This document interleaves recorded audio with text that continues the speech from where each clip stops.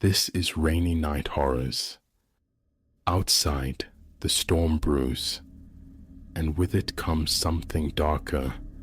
Every drop masks a sound, every shadow holds a shape. You're not imagining it. You're hearing the truth. Listen closely. It's already here.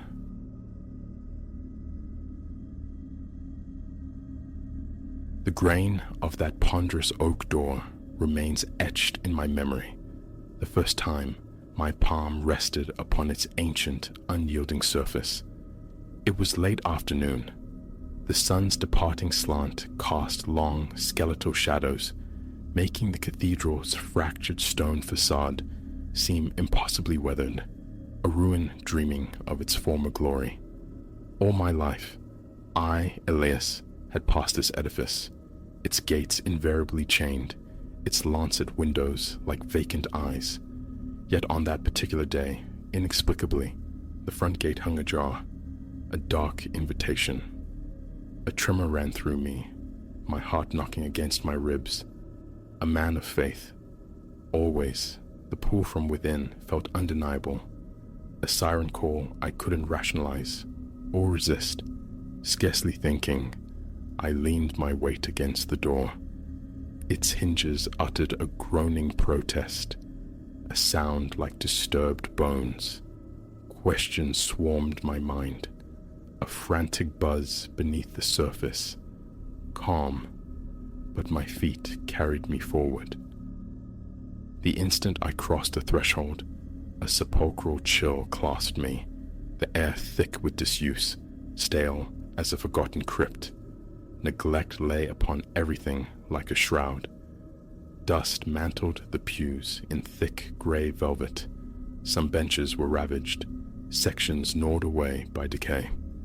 High on the stone walls, paint wept dark stains where it had surrendered to damp and time.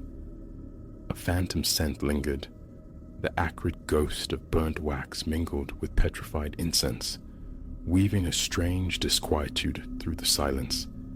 I pulled the heavy door close behind me. The sound slammed against the emptiness, echoing, diminishing, swallowed by the vast nave. I fought to keep my breathing even, but it grew shallow, my pulse a frantic drum against the profound quiet. This had been a house of God, yes, but now it felt transmuted into a forgotten chamber where shadows bred in every alcove, every recess. Tentative steps forward, each footfall careful on the loose floor tiles, trying to melt into the silence. A scrape, a tiny clatter, amplified in the stillness. Then, as I paused, straining my ears, I caught it. A sound faint as a sigh, a sibilant breath that seemed to shape itself into fragments of liturgical Latin. My grasp of the old tongue is fragmentary, gleaned from years of worship, but these whispers were elusive, dissolving before I could capture their meaning.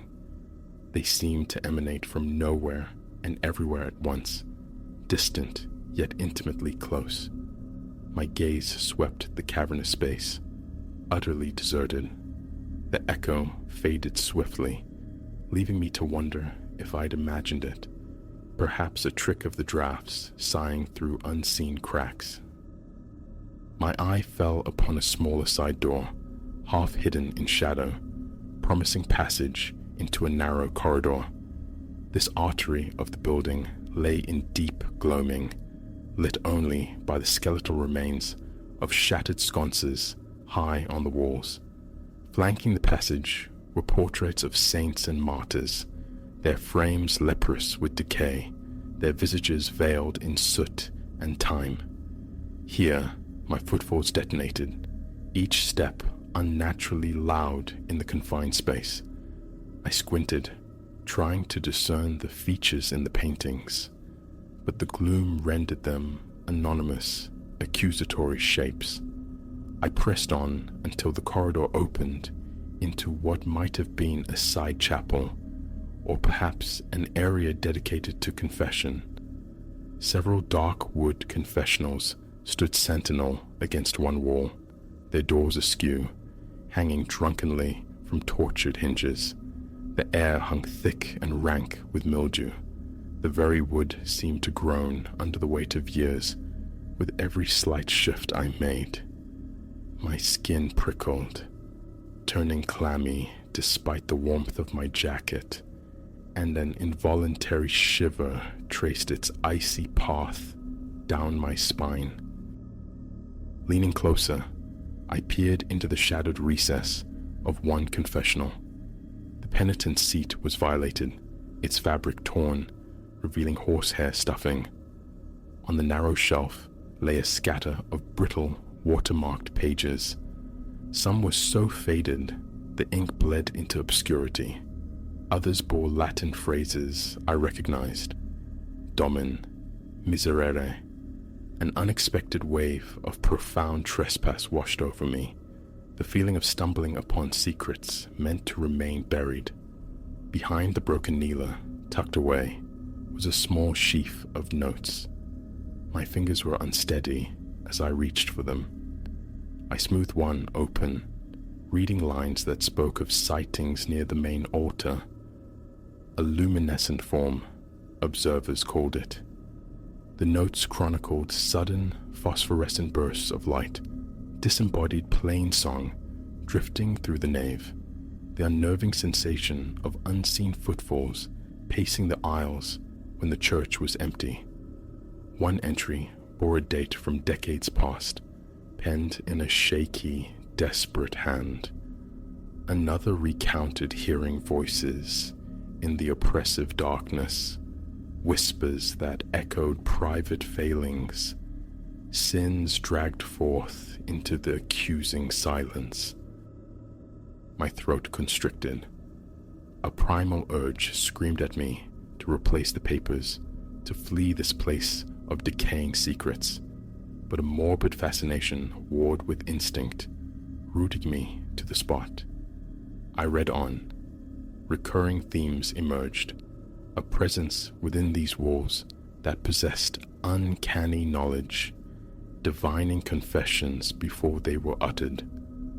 One terrified soul claimed to have heard their own hidden shames whispered back at them from the echoing aisles.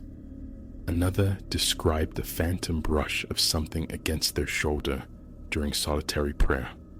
My gut clenched, my skin alive with apprehension. I believed, I truly did, in the sanctity of holy ground, but this felt wrong.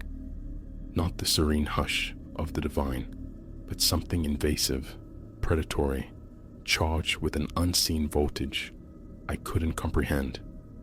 Carefully, I refolded the brittle pages, placing them exactly where I'd found them, unwilling to disturb these relics further, afraid of provoking the unseen archivist of sorrows.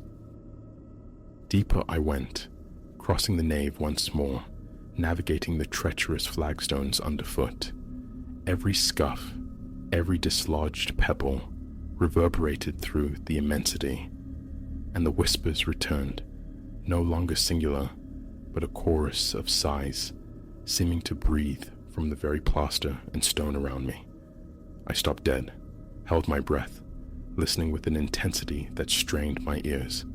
The susurrus paused, gathered itself, and then, soft as dust motes dancing in a stray sunbeam, it breathed my own name. Elias. My muscles seized. Cold perspiration bloomed on my forehead and neck. It is a disorienting thing to hear your name spoken aloud in a place you know to be empty. Is anyone there? My voice, thin and reedy, was swallowed instantly by the vastness. Are you playing games? Silence answered, profound and absolute. I scanned the rows of desolate pews, searching for any flicker of movement. Nearby, timbers groaned softly, the sound mimicking someone shifting their weight. My heart hammered against my ribs.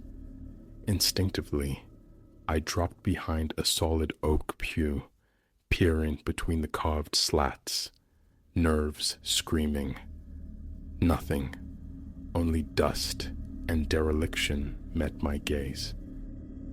Rising cautiously, a jolt shot through my chest as the few remaining overhead lamps sputtered violently, blinking once before plunging the nave back into near total twilight, save for the weak, watery light filtering through the high stained glass windows.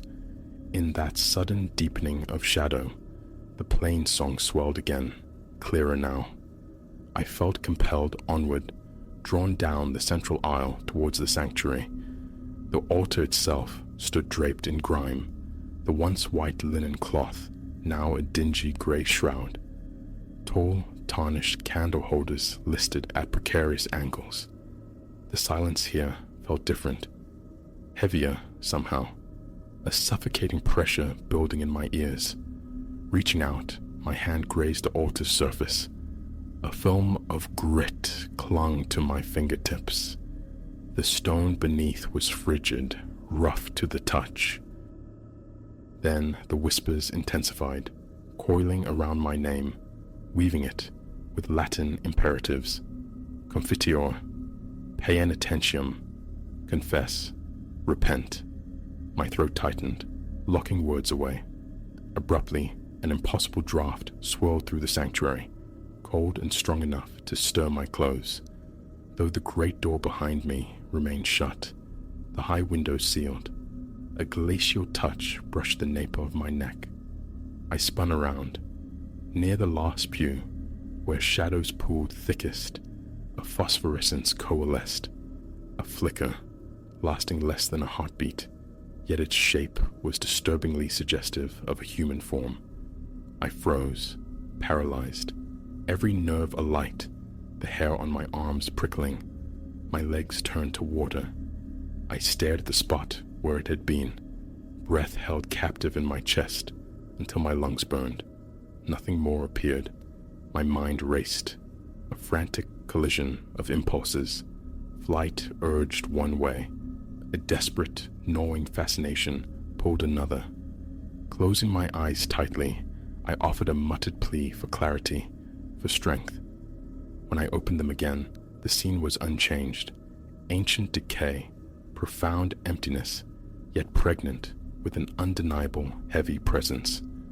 I resolved to withdraw for now.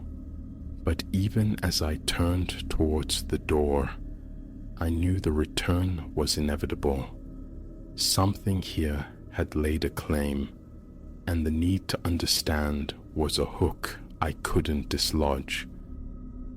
In the days that followed, the cathedral colonized my thoughts. My mundane routines, work, attendance at my usual parish, became a thin veneer over a churning preoccupation. The whispers, the fleeting glow, the weight of that place. They haunted my waking hours, blurring the edges of reality. Sleep offered no sanctuary, only fractured visions of dust-choked pews and shadowed corridors. Often, I'd be wrenched awake, drenched in cold sweat, heart pounding, convinced I'd heard my name, Elias, echoing in the darkness of my own room. After several such nights, the decision crystallized. I had to go back, not out of desire, but necessity, to anchor my sanity, to find proof that this wasn't some elaborate delusion my own mind had concocted. Re-entering the cathedral, the cold had deepened, biting through layers of cloth. Instinctively, I tried a light switch near the entrance. It remained inert, dead. I'd come prepared this time, carrying a sturdy flashlight. Its beam carved sharp slices from the oppressive dark, illuminating more broken flagstones, elaborate cobwebs like macabre lace, and drifts of forgotten bulletins littering the floor. The vast space felt utterly deserted, yet the unnerving sense of being observed, that palpable awareness, prickled at the back of my neck. Near the confessionals, I heard it, a faint skittering, like dry leaves disturbed. I moved towards the sound, my steps muffled on the dusty floor. Within the alcove, another cache of brittle paper lay scattered. One note, penned in fresher ink than the others, spoke of whispers that plumb the soul's failings and an invisible weight demanding disclosure. It was signed, but the ink had bled into an illegible cipher. A soft creak sounded directly behind me. I spun, sweeping the flashlight beam across emptiness, bare stone, decaying wood. Then the whispers returned, insidious, seeming to drift on unseen currents of air through the desolate corridors. My heart leaped, my stomach twisted into a cold knot. I stood perfectly still, listening. The whispers grew more distinct, coalescing around my name again. Elias. But this time, they were interwoven with specific memories, buried regrets I scarcely acknowledged, even to myself. They spoke of transgressions locked away for years, youthful indiscretions, decisions whose consequences still cast long shadows. My ward tilted, my face felt cold and numb, the blood seeming to drain away. "Show yourself!" The shout tore from my throat, cracking the stillness. Only my own cry returning from the vaulted ceiling answered me, mocking my fear. My hands shook, knuckles white, as I gripped the flashlight. Compelled by a force I didn't understand, I retreated towards the chancel, towards the altar, certain that if any manifestation were to occur, it would be there. The very air seemed to thicken, resisting my passage, like wading through unseen water. My breath hitched in my throat. My pulse throbbed, a frantic drum against the silence. I reached the altar steps, sweeping the torch beam around. For a dizzying instant, the luminescence flared again, brighter this time, hovering near the veiled tabernacle. I tried to steady my hand, but the beam danced uncontrollably. Then, as quickly as it appeared, the figure vanished, leaving only disturbed dust motes shimmering in the light. This time, I forced words into the void. "I am present," I managed, my voice thin. "I don't know what you require, but I am here." The absurdity of addressing empty air washed over me, yet I pressed on. "Forgive my intrusion, if I have disturbed this place." As if in response, the unseen currents eddied around the altar, stronger now, and beneath my feet I thought I heard chanting, a subterranean choir seeming to rise through the cold stone. My mouth was parchment dry. I struggled to swallow. Then, a breath against my ear, intimate and chilling, whispered one word. "Confidior. Confess." I stumbled back, speechless, a torrent of unearthed failings flooding my mind. Every lie, every compromise, every secret shame. I clamped a hand to my chest, feeling my heart convulse against my ribs. "I'm sorry," I stammered again, offering incoherent apologies to the shadows. Slowly, the phantom chanting receded. Silence pressed in, heavy and expectant. After a few moments suspended in that painful quiet, I turned and fled, utterly depleted, my psyche frayed. 4 more times I returned in the ensuing week, drawn by a compulsion that overruled reason. With each visit, the whispers grew more relentless, more insistent, demanding intimate disclosure. They cited specific lapses in my past, moments of deceit I thought long buried, crises of belief I had wrestled with in private. The litany of my own frailties, whispered back at me in that vast emptiness, was excruciating. Each visit exacted a physical toll, a constricting tightness in my chest, waves of vertigo and nausea that lingered long after I left. Yet I couldn't stop. The cathedral itself seemed sentient now, doors I distinctly remembered leaving open were found firmly shut upon my return. Pews seemed subtly rearranged between visits, as if unseen hands had shifted them. Phantom footfalls dogged my steps in the echoing aisles, always ceasing the moment I spun around. I found further scraps of testimony tucked into hymnals or wedged behind crumbling masonry, all corroborating the haunting, voices invoking names, fleeting luminous apparitions near the altar, the pervasive sense of an unseen presence demanding confession. Crucially, none mentioned seeing a tangible intruder. My well-being eroded steadily. Sleep became a stranger, offering only fitful, nightmare-ridden respite. Concentration fractured. My work suffered. Friends noted my pallor, my distraction, asking if I was unwell.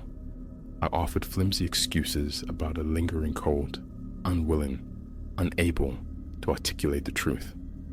I sought refuge in the familiar liturgy of my regular church, hoping for solace, for grounding, but my mind kept drifting back to the cold, demanding silence of the abandoned cathedral. The conviction grew.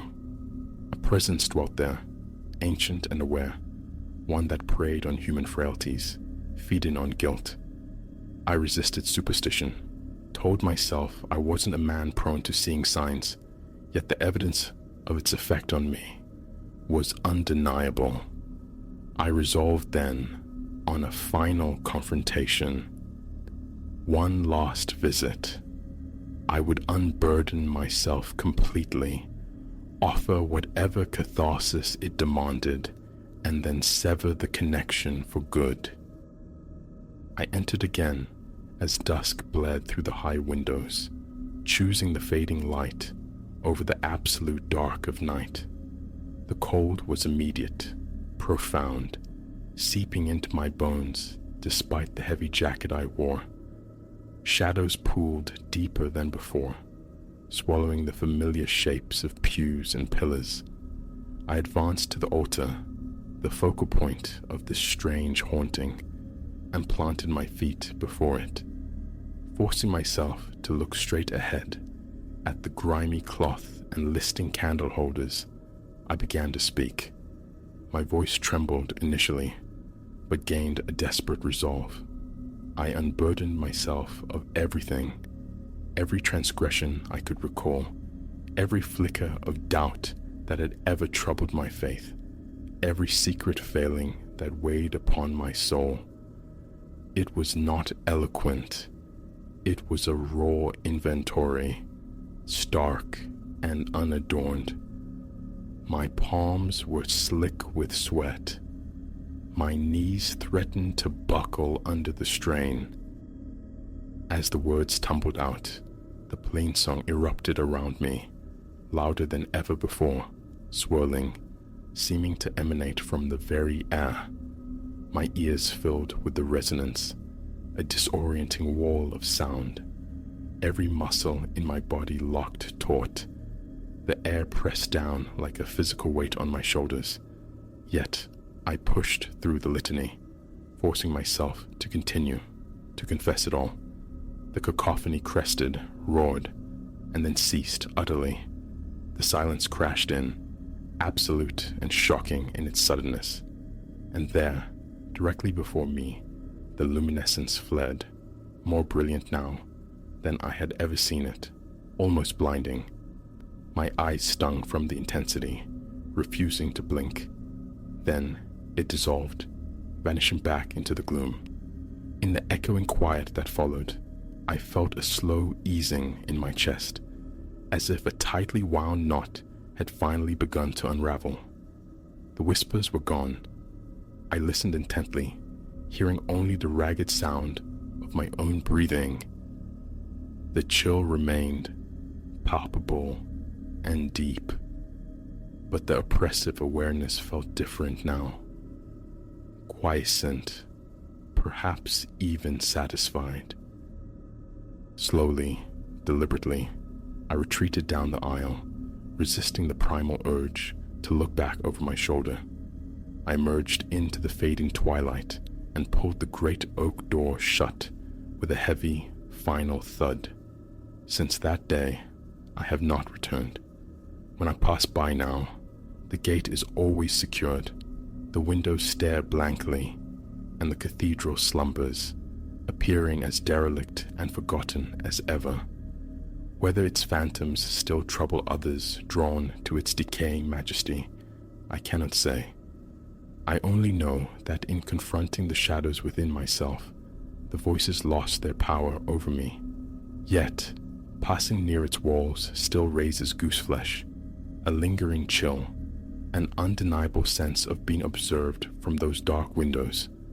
My devotion endures, but it is tempered now, more brittle, perhaps more honest for its ordeal, and the echo of my name, Elias, breathed in that desolate, sacred space.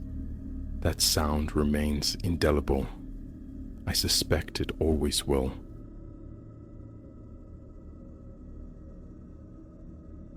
Midnight birthed the first intrusion, a mere whisper against the storm's bellowing throat, easily dismissed as wind flung jetsam against the tower door.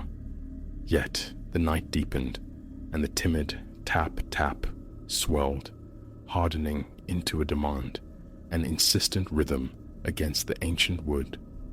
By the third hour past midnight, it was a seismic thrumming, a brute percussion shaking the granite bones of my lonely tower.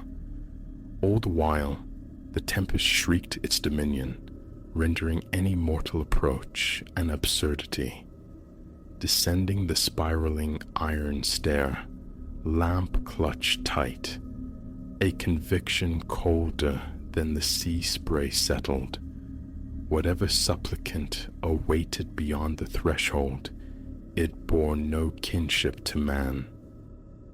Silas Thorne, that's the name etched in the logbook, keeper of the Gold Rock beacon these past 5 solitary revolutions of the sun. This stone sentinel, impaled upon a jagged knuckle of rock clawing from the main depths, has sliced the dark for ships navigating treacherous veins of the Atlantic for more than a century. A hermitage, yes, but one whose quietude I had embraced. The ocean's liturgical pulse, the austere beauty of isolation, the profound satisfaction in tending this unwavering eye of light. It was a life carved to my own contours. Or so I believed, until the final days of October unleashed their fury. The day had unspooled with familiar cadence, lamp optics polished, machinery tended, the meteorological scripture noted. But dusk bled prematurely across the heavens, a bruise of purple and slate. Static ghosts whispered warnings from the radio, an unforeseen cyclonic beast clawing its way shoreward, promising hurricane winds, sheeting rain, perhaps even shards of ice.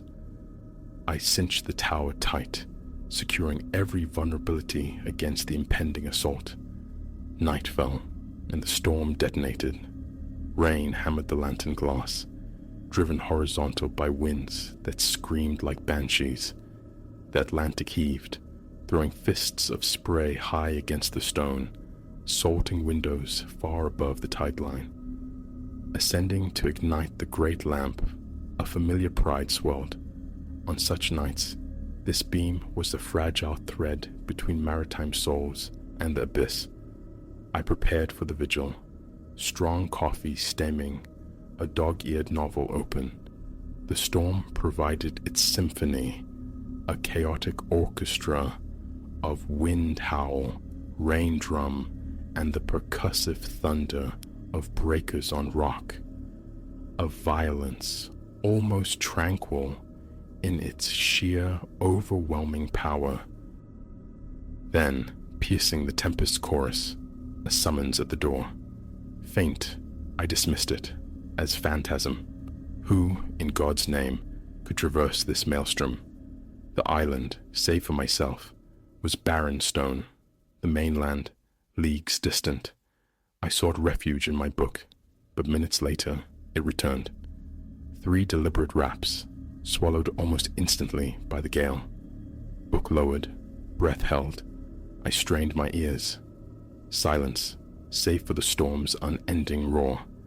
Then, just as dismissal formed, the knocking struck again. Bolder now, resonant.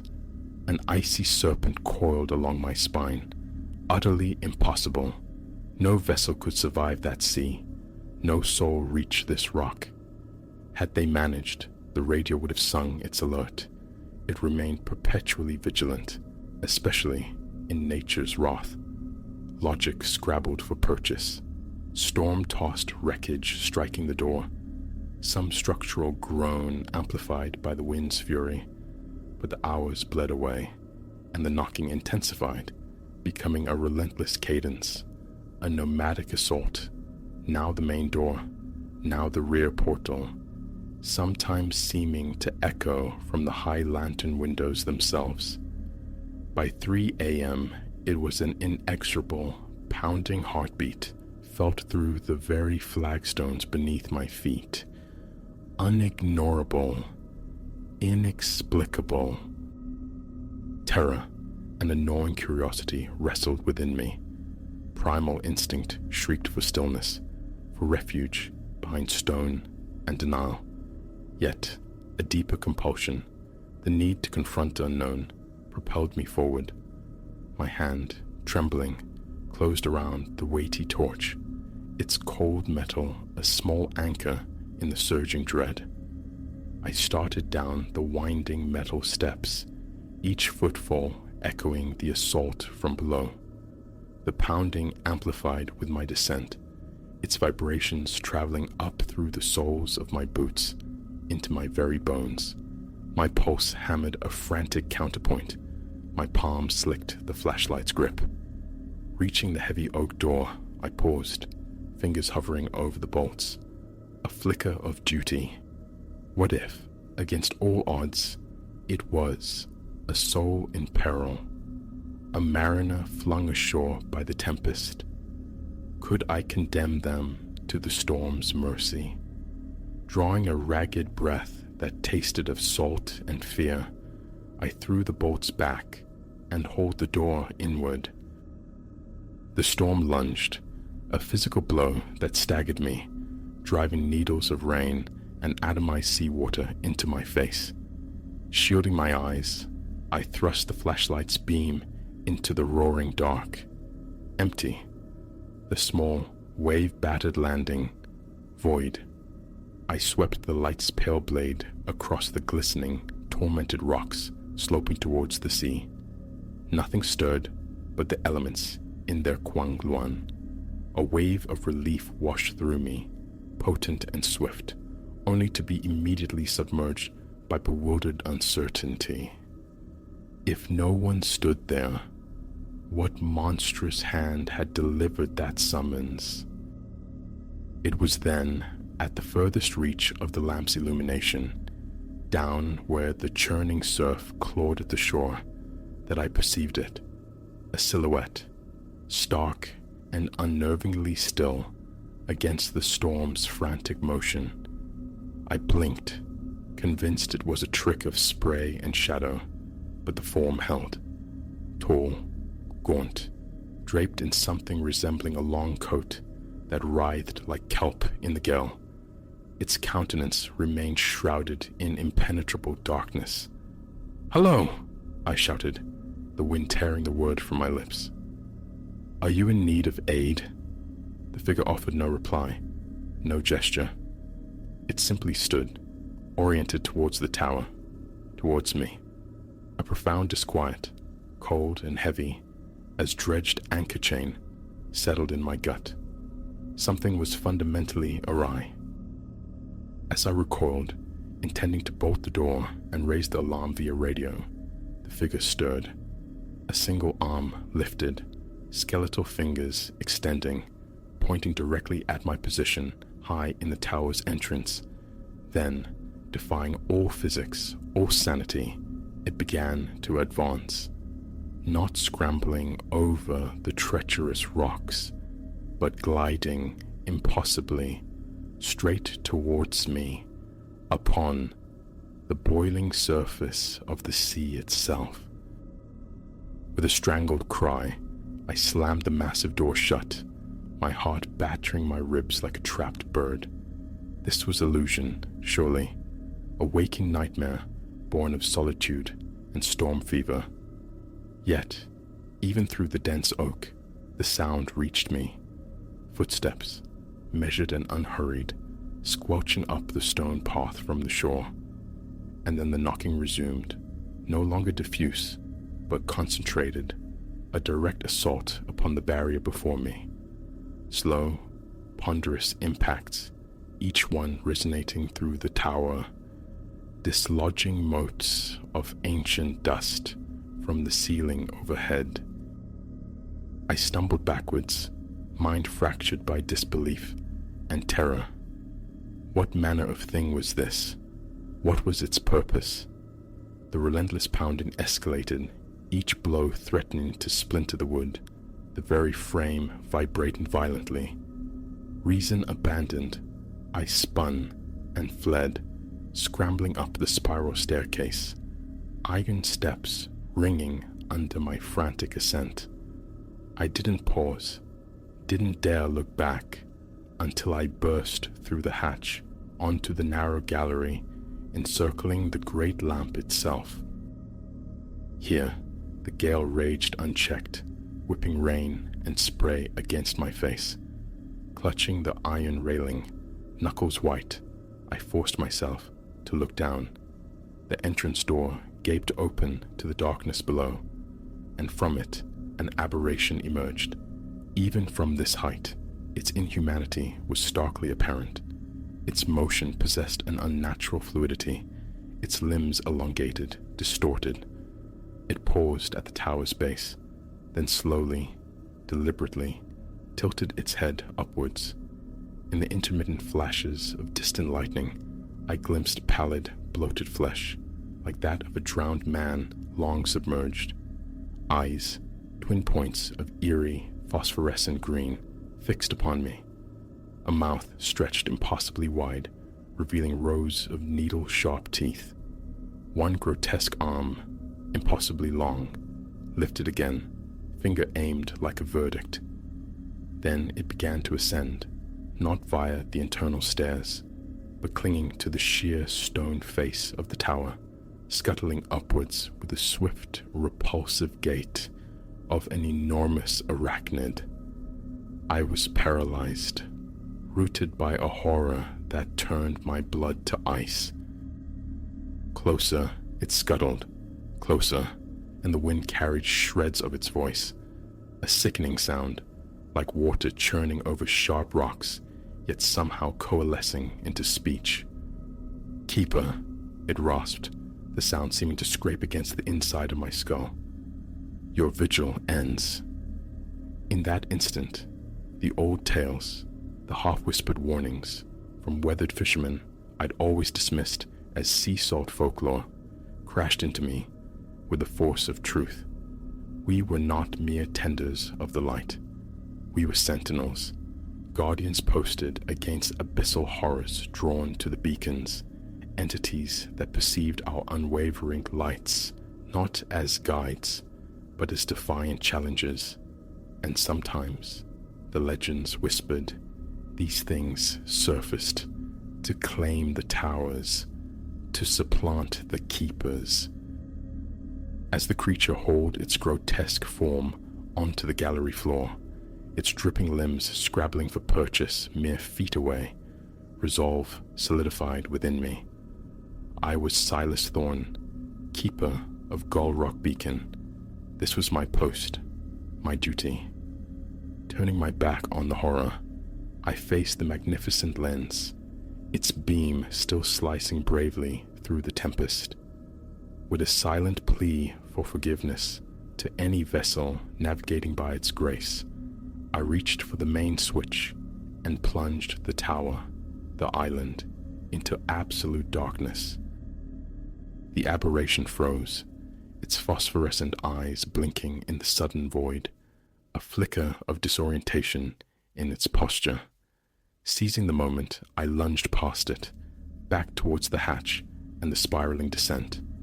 I heard it behind me, a wet, chitinous clattering as it gave chase, but the darkness was my ally now. Years of navigating this tower blind had etched every step, every curve, into muscle memory. I reached the base, flung open the damaged door, and plunged back out into the raging heart of the storm, not stopping until my boots hit the sodden shingle of the shore. There, gasping, I turned. The entity stood silhouetted against the faint ambient light reflected from the churning sea. It towered over me, its form seeming unstable, fluid, like water given monstrous shape. Away from the extinguished beacon, it seemed diminished, uncertain. "You are the keeper," it hissed, the sound laced with a strange blend of menace and bewilderment, perhaps even a sliver of fear. Rain plastered my hair to my skull. Sea spray drenched me, but I held my ground. "I am," I declared, my voice steadier than I felt. "And this is my light, my watch. You hold no dominion here." For a stretched heartbeat, we remained locked in that tableau, mortal man and abyssal thing, face to face amidst the tempest's fury. Then, slowly, hesitantly, the creature began to withdraw. It shuffled backwards, step by reluctant step, until it reached the water's violent edge. One final lingering gaze from those luminous eyes, and it dissolved back into the black, churning depths from whence it came. The moment it vanished, I sprinted back towards the tower. My hands trembled uncontrollably as I fumbled with the controls, but soon the great lamp flared back to life, its reassuring beam once more piercing the storm-lashed night. The remainder of the night I spent aloft, in the lantern room's glass embrace, my gaze fixed upon the turbulent sea, searching for any sign of the entity's return. But there was only the slow, grudging subsidence of the storm, and eventually the pale, hesitant blush of dawn painting the eastern horizon. Now, as I commit these words to the official log, doubt whispers at the edges of my mind. Was it merely phantasmagoria, a psyche frayed by isolation and tempest? Yet, a certainty resides deep within my marrow. The encounter was utterly real. That the profound deeps harbor sentiences that resent our intrusion, that view our steadfast lights as gauntlets thrown down, and that as long as beacons pierce the maritime dark, there must be those who stand ready to confront these challenges. The storm has broken. A clean new day unfolds. There are duties awaiting, storm debris to clear, structural integrity to assess, the night's extraordinary events to record in carefully veiled prose that will satisfy regulations without inviting unwelcome scrutiny. But henceforth, as I perform these familiar tasks, one part of my awareness will remain forever fixed upon the restless sea. For I understand now, my purpose here transcends mere maintenance of a lamp. I am Silas Thorne, keeper of the Gull Rock beacon, and I will be vigilant, waiting, should that impossible knocking ever sound again.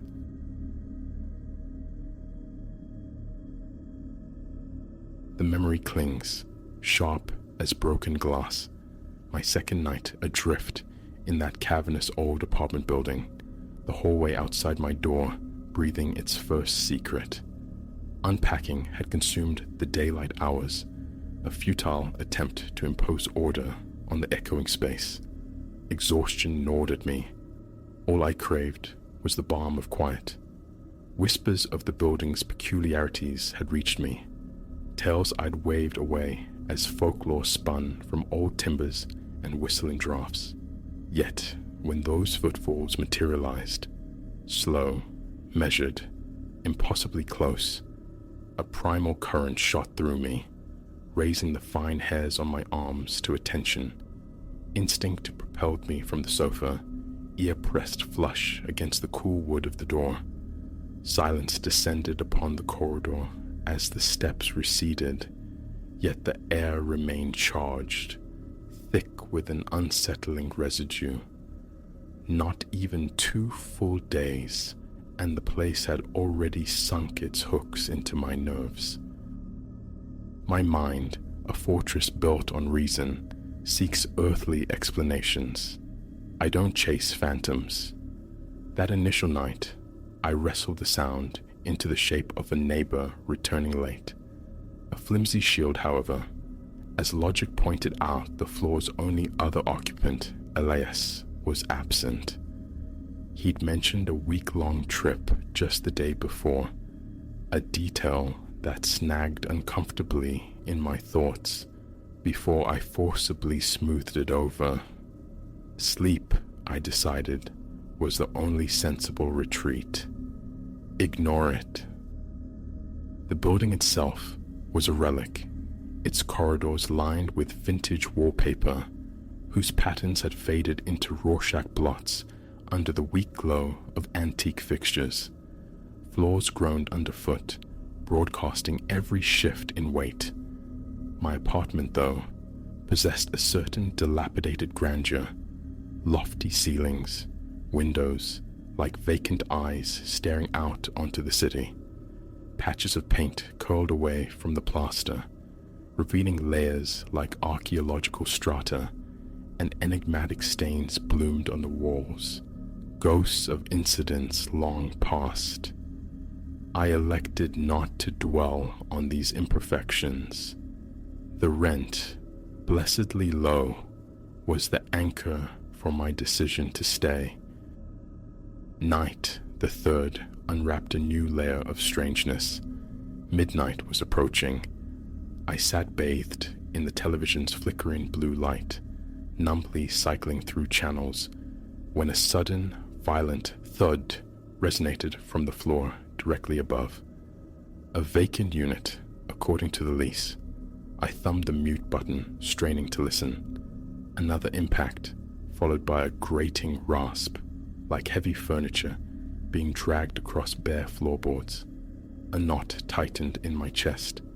Perhaps maintenance, I offered myself, grasping at straws. But at this hour, unlikely. I rose, crossing to the center of the living room, tilting my head as if trying to pinpoint the source through the plaster ceiling. The scraping intensified briefly, a raw tearing sound, then ceased abruptly. A tremor, cold and unwelcome, traced its way down my spine. I stood frozen, staring upward, anticipating the next disturbance. Silence answered.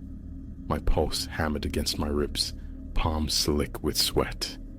That visceral certainty, the gut-level alarm signaling wrongness, flared bright and urgent. Yet paralyzed by a nameless inertia, I simply retreated to the couch, waiting for sleep that refused to come. In the ensuing days, hesitant conversations with other tenants yielded fragments. The woman down on the second floor spoke of recurring whispers about a shadowy figure glimpsed in the hallways, dismissing them with a practiced shrug as decades-old building lore. Another resident, closer to my floor, confessed to hearing peculiar scratching sounds late at night, forcing a laugh as he joked about rats the size of house cats. His levity felt brittle, a thin veneer over palpable unease. Nobody uttered the words ghost or apparition, yet the implication hung heavy in the stale air. I offered non-committal nods, projecting an indifference I didn't feel. But alone in the dark, rationality frayed. I'd lie awake, eyes fixed on the ceiling, listening, waiting. Sometimes a subtle vibration through the floorboards suggested ponderous pacing just outside my door. I'd hold my breath, mapping the silence for any alien sound. One night, frayed patience snapped. Clutching the baseball bat I kept tucked away, a talisman against urban threats, I ventured into the corridor. The ancient light fixtures pulsed erratically, sculpting the peeling walls into grotesque reliefs. My own tread seemed amplified on the threadbare carpet. The hallway felt suffocatingly narrow, the air stagnant, tasting of dust and time. I stalked its length, probing shadows, checking corners. Nothing. Every door remained shut, impassive. Turning back towards my own apartment, a soft click sounded distinctly behind me. I whirled, bat raised defensively. Emptiness greeted me. My heart hammered a frantic rhythm against my temples. Retreating backward, step by careful step, I fumbled for my key, slipped inside, and threw the deadbolt, the metallic clack echoing unnervingly loud. A few nights later, the unease escalated into something visual. Preparing for bed, a fleeting motion outside my bedroom window snagged my attention. Third floor. Nothing should be out there. Yet, I'd seen it. A swift, dark smear against the glass, possessing limbs that seemed disturbingly attenuated. My throat constricted. Adrenaline surged, hot and sharp. I lunged towards the window, desperate for a clearer look. Pressing my face to the cold pane, I scanned the street below, the empty fire escape structure. Only darkness, punctuated by the distant orange glow of streetlights. No ledge, no access point. A nervous laugh tried to surface, dismissing it as ocular trickery, but the sensation of being observed lingered, cold and persistent. I yanked the curtains shut, retreating to the edge of my bed, listening intently. An hour bled away into silence. Just as drowsiness began to claim me, a brutal slam against my front door jolted me upright, as if struck by a massive fist. Heart pounding a frantic tattoo, I snatched the bat, creeping towards the living room, bare feet whispering on the hardwood. I strained, listening for any betraying sound from the hall.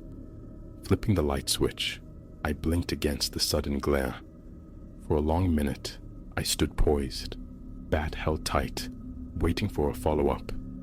The peephole revealed only the familiar empty corridor. I secured the deadbolt again and retreated to the bedroom, leaving a constellation of lights burning against the encroaching dark. Sleep that night was a shallow, interrupted affair. This became the rhythm of my nights for the next week. The disembodied footsteps, the scraping from above, the intermittent flashes of that thing outside my window.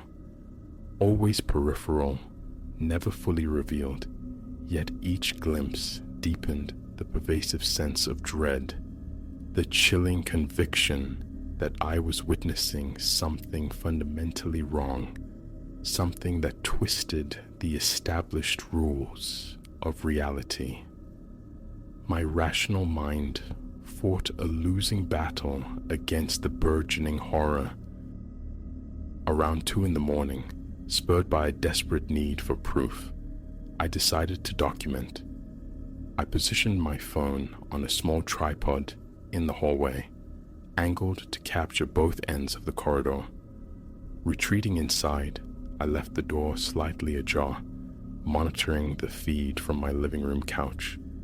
An eternity seemed to pass, measured in heartbeats. Then faintly, the footsteps returned. A wet, slapping quality this time, like bare feet on the worn carpet. I froze, eyes glued to the phone screen. The hallway appeared deserted, save for the epileptic flicker of the light near the elevator shaft. Suddenly, a visual distortion rippled across the feed, a momentary loss of focus, and then, sliding into frame for a mere second, a shape, tall, unnervingly slender, moving with a jerky, unnatural stiffness. No features were discernible, only a silhouette against the gloom before it slipped around the far corner. My breath hitched. A burning tightness seized my lungs. Scrambling up, phone clutched in my hand, I burst into the hallway. Gone. The recording showed nothing further.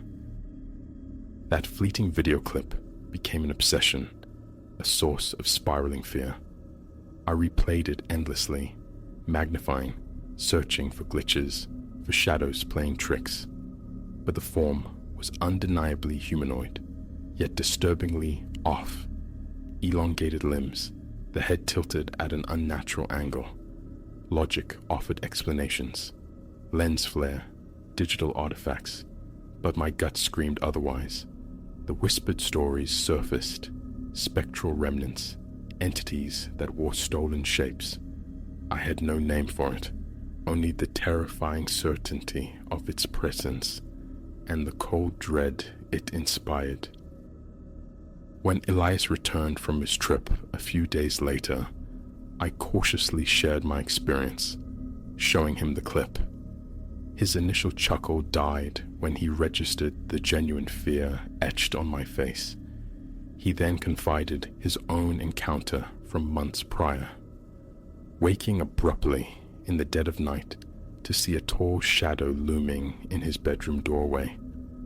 Assuming an intruder, he'd lunged for the light switch. Illumination revealed an empty doorway, his apartment door still securely locked from within. He'd slept with the lights blazing until dawn, telling no one, shame warring with remembered terror. His confession, the shared fear mirrored in his eyes, cemented the awful truth. This wasn't mere imagination. Something resided here, woven into the fabric of the building, revealing itself in fractured moments. My vigilance intensified. Every internal door was locked at night. I affixed tiny strips of tape across window edges, checking each morning for disturbance. Nothing overt changed. The footsteps remained intermittent visitors. The scraping echoed sporadically from the void above, and occasionally the camera trapped another fleeting glimpse of the elongated shape. Each instance sent adrenaline coursing through me. One evening, resolve hardened. I would try to face it. I sat in the near darkness of my living room, a single lamp cast in long shadows, bat resting against the sofa, phone camera poised. Around midnight, the familiar cadence began, slow steps approaching down the hall. My knuckles whitened as I gripped the bat. Breath grew shallow, tension coiling in my shoulders. My skin felt clammy. Silently, I moved to the door, peering through the fisheye lens. Nothing visible, yet the footsteps persisted, faint but undeniable. Cracking the door open, I raised my phone, recording. The hallway light stuttered violently. A long, attenuated shadow stretched across the opposite wall, cast by an unseen source. Then the shadow retracted, vanishing. Heart hammering, I stepped out, bat in one hand, phone in the other. Its beam cut in a nervous path through the gloom. My legs trembled. My mouth was parchment dry. The footsteps seemed to retreat towards the elevators at the corridor's end. I followed, the sound of my own pulse roaring in my ears. The elevator doors looked rusted shut, the panel lights dead. The footsteps ceased. I swept the flashlight beam across the empty space. Suddenly, A faint, dry scraping sound whispered directly behind me. I spun around. Empty. The corridor stretched back, silent and vacant. My flashlight beam flickered, threatening to die. Then, a susurrus, like breath near my ear, too faint to form words. I swung the bat wildly, connecting only with empty air. Gasping, I scrambled back to my apartment, slamming and locking the door, hands shaking uncontrollably. Sleep was impossible. The pattern became clear. This presence thrived on suggestion, on near misses. A twisted game of hide-and-seek played out in the decaying corridors. It offered only glimpses, fragments of sound, never full revelation, cultivating a constant, gnawing anxiety. Patience wore thin, replaced by raw nerves. Evenings became periods of heightened dread, the setting sun a harbinger of potential encounters.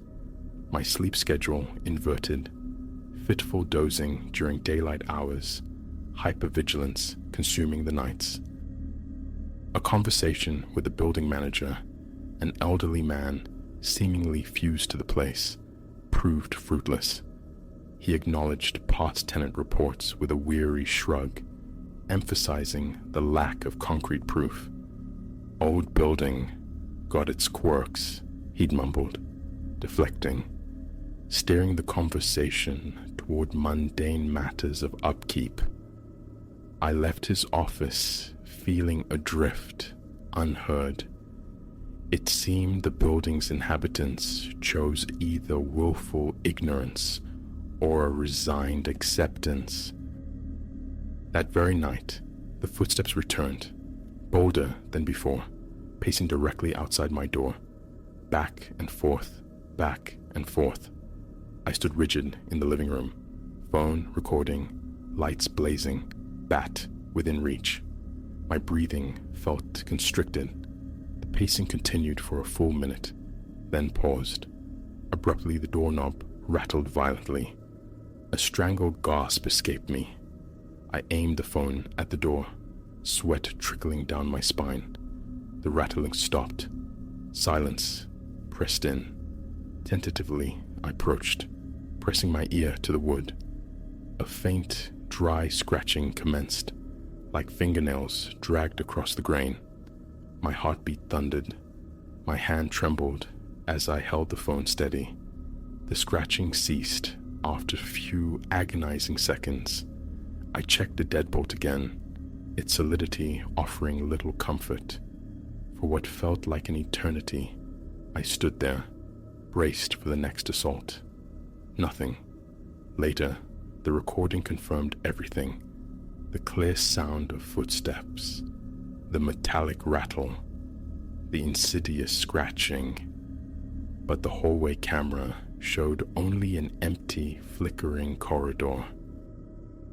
That was the breaking point. Rationality conceded defeat. Something undeniable was occurring, yet it defied conventional explanation. Neither human intruder nor simple animal infestation fit the facts. I felt ensnared, stripped of agency. Was it some spectral echo, or a flesh and blood trespasser possessing an uncanny talent for evasion? Regardless, the constant sense of exposure had become unbearable. Now, each night is a ritual of defense. Lock secured, flashlight and bat within arm's reach, phone recording, always recording, hoping for that irrefutable evidence that might compel intervention. Breaking the lease, whispers seductively, but finances chained me here. Elias across the hall and I exchange wary greetings. He admits to hearing things still. We make strained jokes about our shared phantom menace, a gallows humor barely masking deep-seated unease. The tall, thin shape hasn't materialized outside my window recently, yet its potential return haunts the periphery of my vision. Every creak of the floorboards, every flicker of the lights triggers a jolt of adrenaline. My own home offers no sanctuary. The nights stretch, distorted and menacing. The building itself seems to exhale a palpable darkness. I don't know the nature of the presence lurking in these halls, but it is aware of me. It knows my routines, my fears. For now, survival is measured in small defenses: fitful sleep snatched after sunrise, phone perpetually charged, tiny bells strung on the doorknob, a low-tech alarm. They haven't rung yet, but the footsteps persist. The scraping from the vacant apartment above continues its irregular rhythm, and sometimes, traversing the hallway, an icy certainty prickles my skin. The feeling of being watched, of something waiting just beyond the next corner. Logic has failed me here. I'm left confronting a reality that chills me to the bone. Something dwells within these walls that defies easy answers. It knows me now. It knows where I sleep. It knows precisely how to unravel my senses. And each night, it continues its silent, predatory game in the shadowed corridors, a constant reminder that some phenomena refuse to be reasoned away. So I wait, armed with inadequate defenses, a bat, a phone, a locked door, wondering when, not if, it will finally decide to cross the threshold.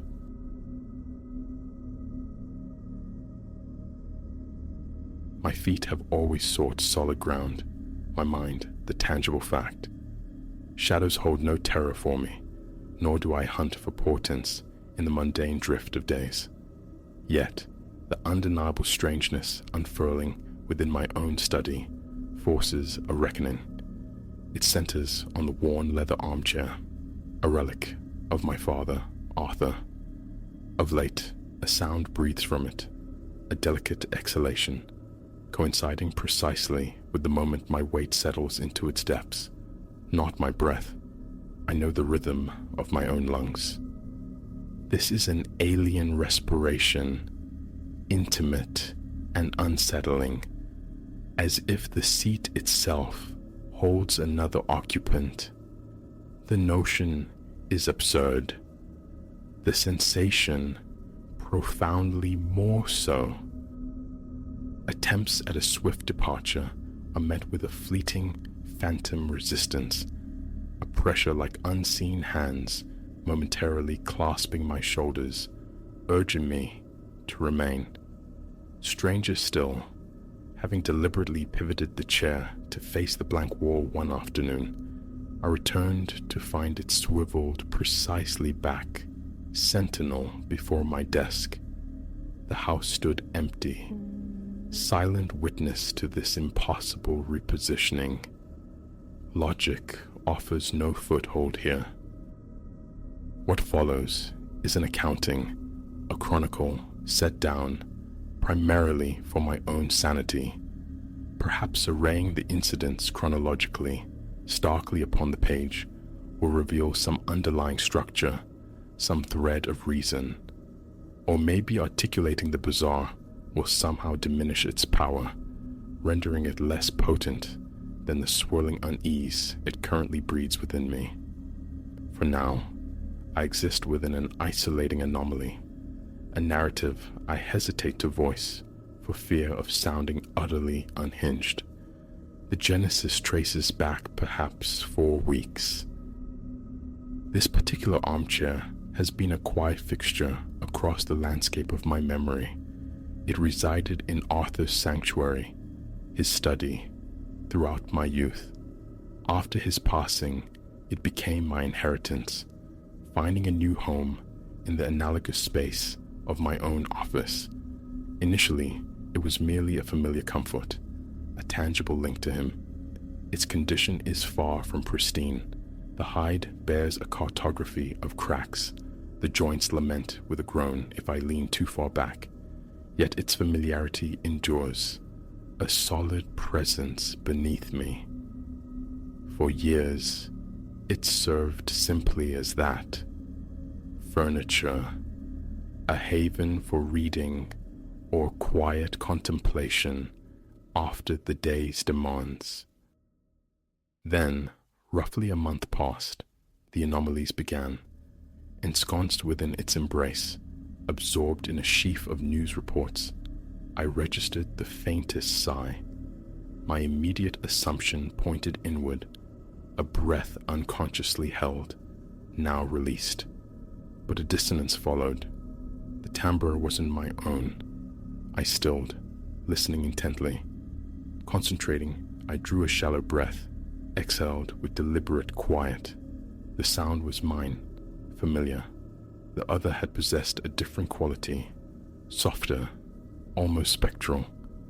Rationalization surfaced, the aged leather complaining, the frame settling, commonplace sounds for old chairs.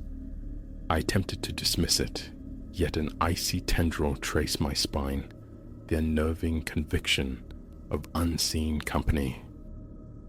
Leaning forward, I set my reading aside, straining my ears against the room's silence. Nothing. Rising with caution, my hand traced the contours of the backrest. Only time-softened leather met my touch. No hidden vents, no unexpected tears. A slow circumambulation revealed nothing amiss. I pressed down firmly on the cushion, seeking to replicate the sound. A mundane creak answered, devoid of that respiratory quality. Imagination, I concluded, perhaps even forcing a brittle laugh. I retreated to the kitchen for water, pushing the incident away. But the phenomenon did not remain quiescent. Days later, the sighs returned, now with greater insistence. Settling in to sift through emails or tap out a document, minutes would pass before the sound manifested, a hushed, lingering exhalation. Its origin felt ambiguous, seeming to emanate from directly behind me, or perhaps from the very core of the chair itself.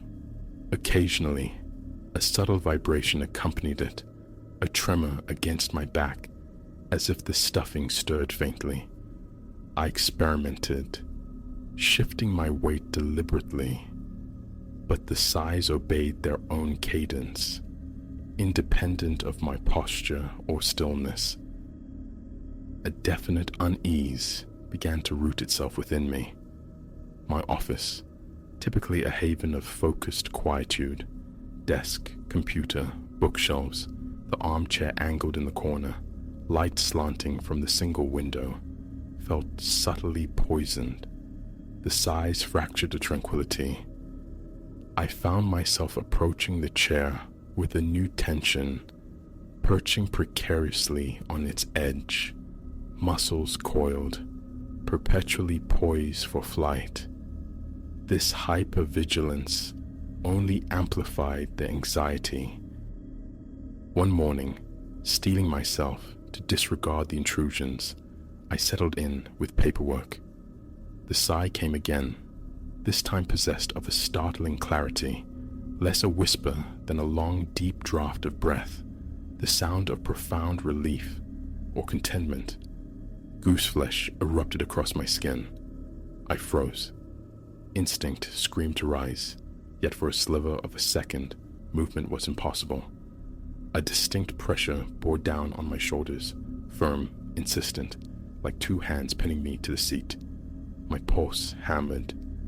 A chill radiated down my arms. Then, abruptly as it began, the restraint vanished. I surged upward, nearly tripping over the ottoman in my haste. The room was empty. Door latched, window secured. Stillness. The experience left me profoundly shaken. Rationalizations clamored. A muscle spasm, born of stress perhaps? A sudden stiffness? I paced the confines of the room, forcing measured breaths, but the phantom sensation lingered. It had felt undeniably real, imbued even with a faint, perplexing warmth, the tactile impression of living hands. The memory echoed throughout the day, a persistent, unnerving resonance. In the subsequent weeks, the pattern solidified. Sometimes, mere moments after settling into the armchair, the sigh would manifest. On other occasions, the attempt to rise would be met by that brief, invisible impedance. I began consciously avoiding the chair, yet the allure of a secondary seat in the office, a place distinct from the task-oriented desk chair, often drew me back.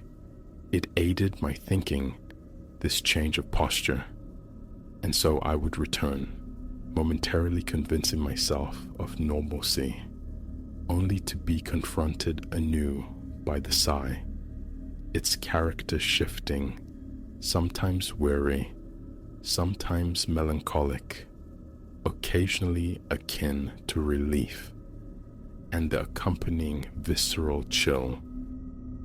Seeking some tangible variable, I undertook an experiment. I deliberately rotated the heavy armchair 180 degrees, its back to the room, facing the impassive wall. My rationale felt flimsy, perhaps an odd confluence of air currents, but action seemed necessary. I retreated to the living room for an hour, tending to calls, attempting to clear my head. Upon my return to the study, a jolt went through me. The armchair stood repositioned, precisely angled towards the desk once more, occupying its original footprint. My heart hammered against my ribs. A frantic tour of the house followed, my voice calling into empty rooms. Doors remained secured, front and back. No other soul possessed a key. A scan through the window revealed only the quiet street. In that moment, the flimsy veil of rational explanation tore away completely. This transcended mundane household quirks or sensory tricks. I resolved then to document each occurrence, initiating a terse log on my phone. Date, time, brief notation. Reviewing the entries revealed a frequency greater than I'd consciously acknowledged. Sighs were near daily companions. The fleeting restraint recurred sporadically. One afternoon, I discovered the chair shifted perhaps 12 inches from its usual spot. Whether by unseen agency or an unnoticed bump on my part remained uncertain, but I recorded it nonetheless. The tension mounted palpably. Entering the office began to feel like crossing a threshold into contested territory. Yet, the thought of discarding the armchair felt like a betrayal. It was Arthur's chair, a tangible strand connecting me to him, woven into the fabric of family memory. Approaching it like a conundrum, I subjected the chair to a thorough physical inspection. Inverting it, I examined the legs, solidly affixed. Turning it fully upside down revealed worn underside fabric, but no structural anomalies, no hidden cavities, no sign of vermin infestation that might explain aberrant noises. A flashlight beam probed the interior darkness, illuminating only accumulated dust motes dancing around the sturdy wooden skeleton. The impulse arose to confide in someone. My friend Leo possesses a certain affinity for the uncanny, regaling me occasionally with tales from local ghost walks. Yet, I held back. The twin specters of disbelief and dismissal loomed large. Accusations of fabrication, or worse, pitying glances suggesting I was buckling under stress. A deeper reluctance stemmed from a nascent fear that focusing attention, inviting scrutiny, might somehow amplify the phenomenon. And so, silence prevailed. Each night, the office door clicked shut, a flimsy barrier against the unsettling presence within. Then came an evening that escalated the strangeness further. Working late, immersed in documents, I heard the sigh once more. Quiet, yet profoundly drawn out, evocative of someone settling deep, releasing a day's accumulated weight. I went rigid. Suddenly, the entire armchair executed a distinct jolt, a palpable shift, as if an unseen occupant had adjusted their position. The cushion beneath me compressed slightly. That familiar glacial dread washed over my shoulders. My hand trembled uncontrollably. I fought for steady breaths against the frantic drumming in my ears. Bracing myself, I pushed to my feet, this time, mercifully, without resistance. Snatching my phone, I exited the room swiftly, turning the key in the lock. The absurdity of locking an empty room against itself struck me, but the symbolic act felt necessary. Sleep offered little refuge that night. My mind conjured images of the armchair creaking in the darkness, perhaps pivoting silently on its axis. My own bedroom door remained firmly shut. Fitful waking moments found me straining to hear any sound from down the hall. Dawn arrived as a weary relief. Steeling myself, I went directly to the office. The armchair sat precisely as I had left it, angled toward the desk, appearing utterly mundane. Yet, a cold knot tightened in my gut at the mere sight of it. The day passed in a renewed, almost desperate, search for rational explanations. Was my own mind the source of the disturbance? Could some obscure mechanical flaw within the chair itself be responsible? I deliberately used other chairs, seeking comparison. Nothing. My standard desk chair remained inert, silent. Only Arthur's armchair exhibited this peculiar life. My thoughts turned to him. Had he ever hinted at such things? No memory surfaced of him mentioning odd noises or sensations. All I recalled was his simple declaration. It was his preferred haven in the house, the place he truly unwound after work. Now, entering the study carries an intrinsic weight. The very air around the armchair feels denser, charged somehow. My gaze flicks towards it involuntarily, half expecting to witness movement. Sometimes I pause at the threshold, watching, waiting. It remains stubbornly inanimate, under direct observation, seemingly reserving its activity for moments when my attention wavers or when the room is empty save for itself. An attempt to capture objective proof followed. I positioned my phone on a bookshelf, its lens trained on the armchair, and set it to record for several hours while I remained elsewhere. Reviewing the footage yielded nothing. No visible motion, no audible sighs captured by the device's limited microphone. Yet, the very next time I settled into its cushions, the familiar exhalation returned, soft but undeniable. It seemed intrinsically linked to my presence, stubbornly evading electronic witness. My path forward remains obscure. Pragmatism screams for disposal, yet the filial connection, the weight of memory, stays my hand. To cast it out feels like severing a final tangible thread to Arthur. Still, each encounter is fraught. Sitting within its embrace now triggers an immediate physical response. Accelerated pulse, a faint sheen of perspiration. The phantom hands revisit my shoulders in memory. Sometimes the pressure feels almost gentle, a steadying presence. Other times, it's insistent, possessive, pinning me momentarily in place. I've reached an uneasy truce, limiting my time within its confines. brief moments of respite quickly concluded. The sighs persist, familiar now, but no less capable of sending shivers down my limbs. Subtle vibrations, minute shifts in the cushioning beneath me, imperceptible perhaps to an outside observer, but intimately felt.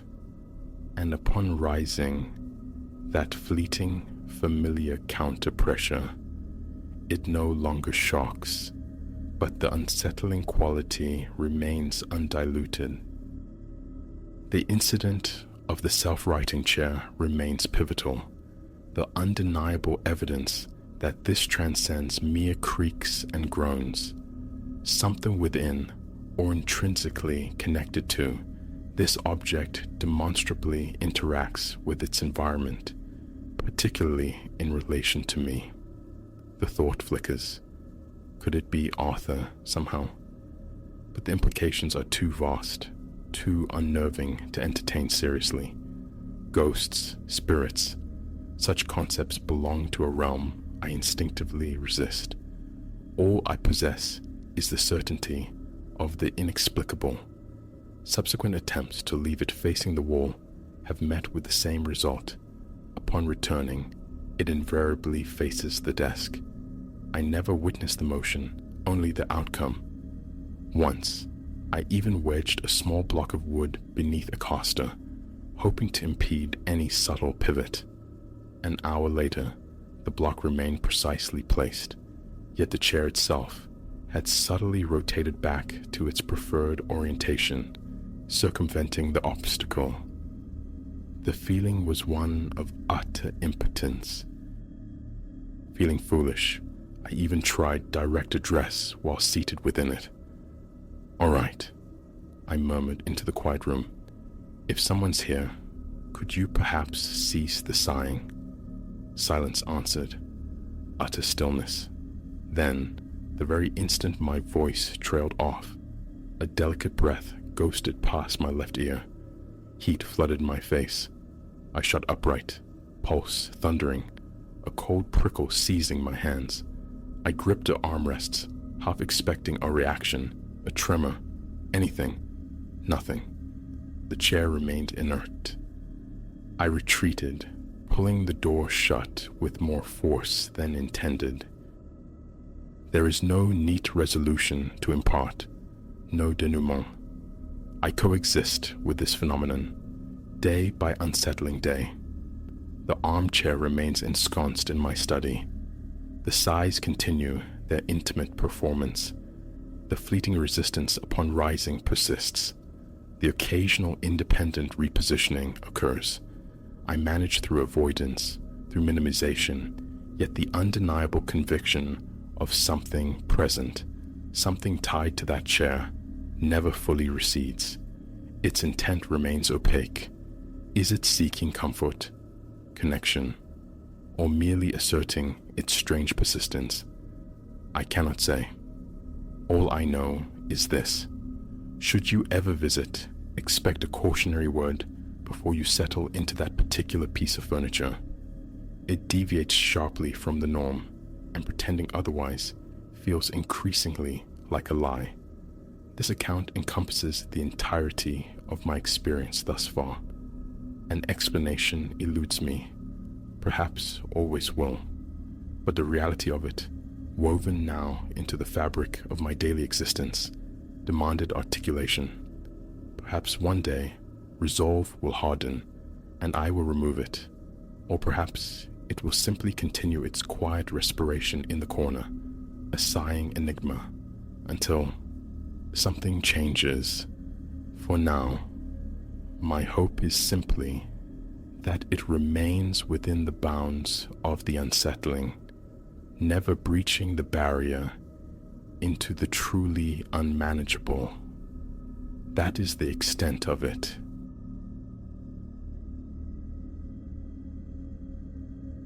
The aspiration toward better health, a lighter frame. It was a flickering ember Elias tried coaxing into flame with a gym routine. He hadn't yet earned the title regular, but the intention was there, hardening with each visit. His chosen sanctuary was no gleaming palace of fitness. It resided, unassuming, within a tired strip mall. A handful of treadmills lined one wall, opposite stoic weight machines, and a solitary rack of free weights, though iron cool and indifferent. Its virtue lay in its sparseness, its blessed lack of the boisterous, preening crowds that made such spaces feel alienating to men like him. Evenings were his time, a pocket of quietude after the daytime waves receded. Most days, the floor breathed emptiness, save for himself and perhaps 2, 3 other solitary souls orbiting their own private regimens, islands unto themselves, until one particular night when the familiar rhythm fractured. It began as any other session. His sedan ticked cool in the lot as he retrieved his water bottle, the plastic smooth in his grip. Inside, the fluorescent lights hummed their sterile song. A nod exchanged with the impassive attendant behind the counter, the scan card's beep echoing slightly. He deposited his belongings in the hollow echo of the locker room, almost deserted. One lone figure paced a treadmill, another strained through curls in a far corner. Relief washed over Elias. Space. Blessed anonymity. He claimed an elliptical, surrendered to the pulsing beat in his headphones, and began to move, seeking that zone where thought dissolved into exertion.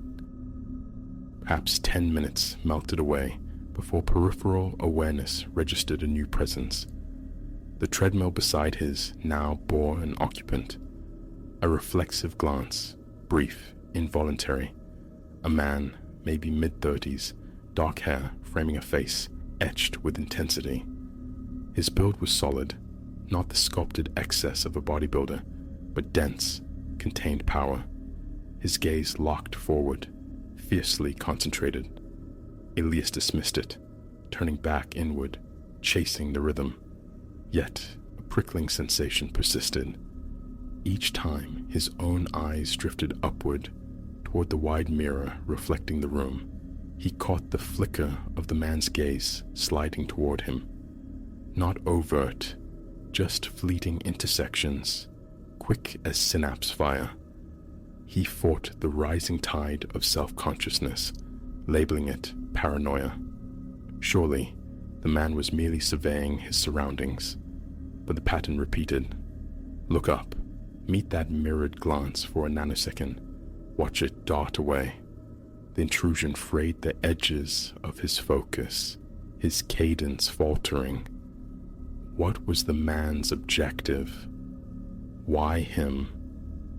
The urge to cut the session short, to simply flee, warred with a stubborn refusal to betray his unease. Elliptical conquered, he migrated toward the free weights, a silent prayer that the man would remain anchored to his machine. Futile. The moment Elias stepped off, the man concluded his run, his steps purposeful as he crossed the floor, settling onto a bench directly opposite Elias's chosen station. Ignoring him became an act of supreme will. Elias focused on the geometry of his movements, the burn in his muscles, yet the weight of the man's scrutiny felt almost physical. He could sense the eyes tracking each lift, each strained repetition. Resistance crumbled. He looked up. The man stared back, openly now, the barest ghost of a smirk playing on his lips. A hot surge of anger tightened Elias's grip on the dumbbells. Words clawed at his throat. "What's your problem?" But he swallowed them, forcing a semblance of calm. No scenes, no trouble. He finished his set with deliberate slowness, racked the weights with a resonant clang, and retreated to the water fountain, hoping the movement signaled disengagement. He turned, wiping his mouth, and froze. Silas stood mere feet away, having materialized with unsettling speed. His eyes, dark and unreadable, followed Elias like twin spotlights. He wasn't pretending to exercise now. He simply stood, observing, radiating an aura that wasn't overtly hostile, yet vibrated with a profound wrongness. A chill traced Elias's spine, his pulse hammered against his ribs.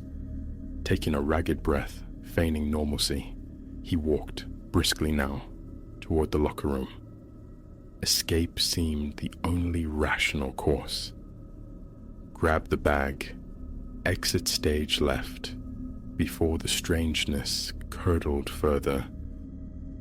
But as his gym shoes hit the bag, the soft thud of footsteps sounded behind him.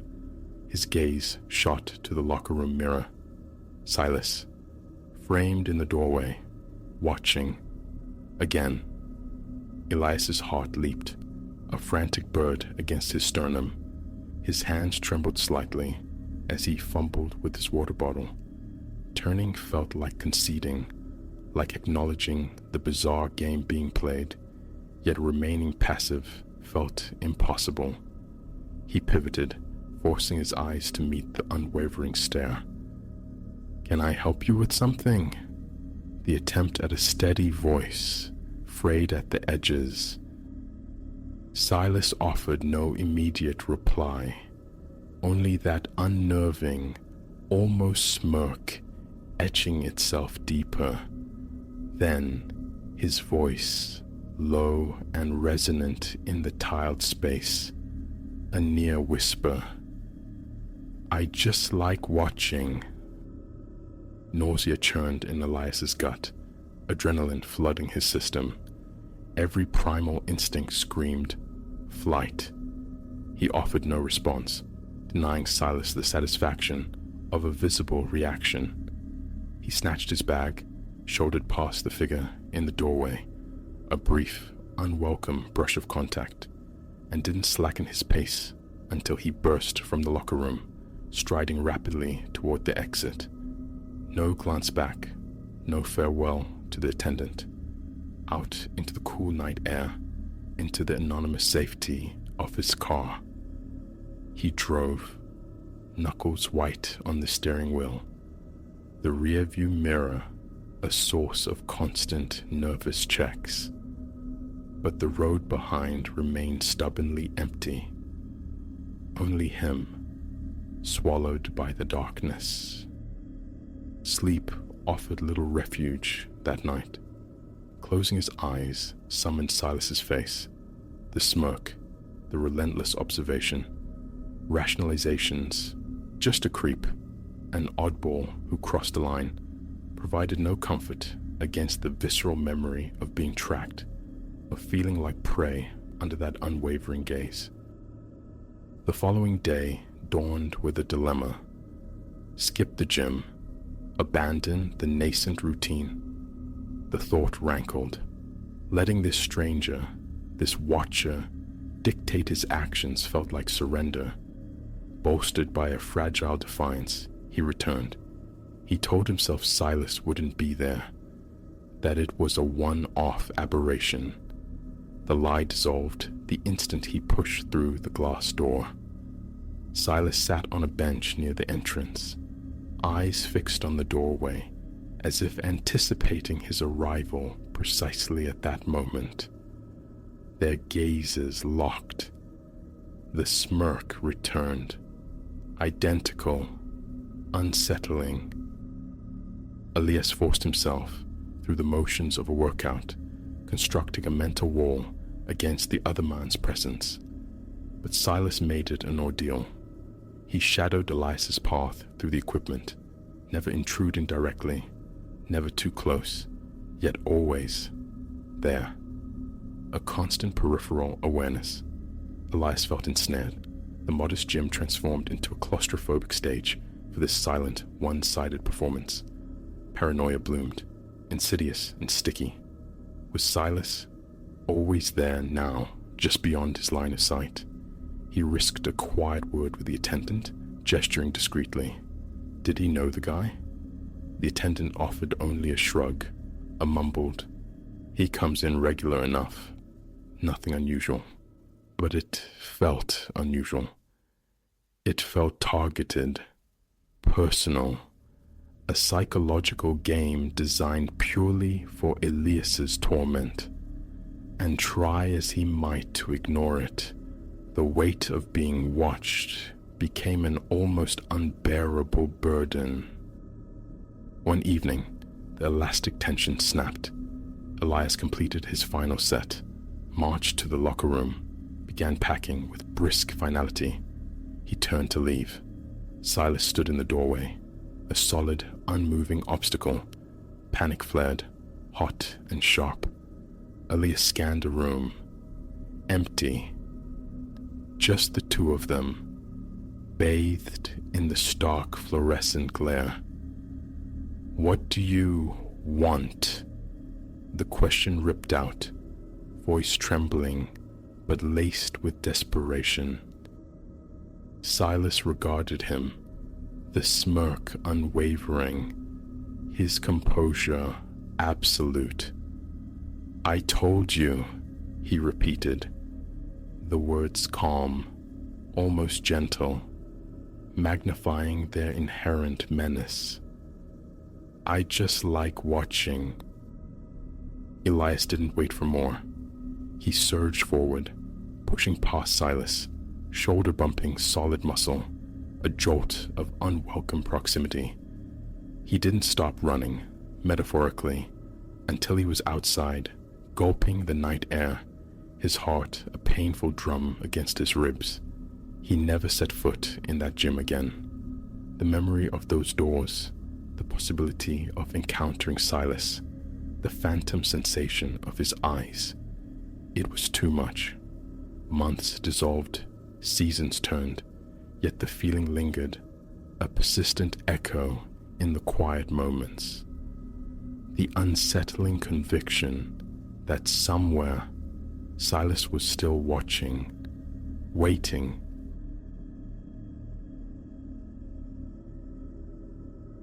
"4 hours adrift on asphalt, and the insidious pulse behind my eyes, once a mere nuisance, had bloomed into cranial torment, a relentless pressure threatening to crack my skull from within. Salvation, I prayed, lay coiled within the plastic vial, nestled in my glove compartment, a prescription scribbled months ago by my physician, dormant until this very moment. All I required was a dispenser of remedies. Then, a beacon against the encroaching twilight, a squat building, its green cross emitting an eerie, phosphorescent glow. Relief, sharp and sudden, almost brought tears. Above the entrance, weathered letters spelled out, Ashworth Apothecary. The establishment exhaled an air of profound anachronism, yet the open sign stuttered a hesitant welcome in the window pane. A diminutive bell overhead uttered a frail chime as I breached the threshold, immediately assaulted by an olfactory paradox. The sterile bite of disinfectant, warring with an undercurrent of something else. Something ferrous, like old blood or rusted machinery. Fluorescent tubes hummed a dissonant frequency, bathing the dust-laden shelves of tinctures and forgotten sundries in a jaundiced light. Presiding behind the worn counter stood a figure clad in pharmacist's white, strands of pewter hair meticulously arranged over a gleaming scalp. He remained engrossed, scratching notations into a vast leather-bound ledger, a relic from another era, with unnerving metronomic regularity. "Pardon me," my voice fractured the stillness, sounding alien and overloud. "I need this prescription filled." The paper trembled slightly in my outstretched hand. He lifted his gaze then, and an instinct screamed for retreat.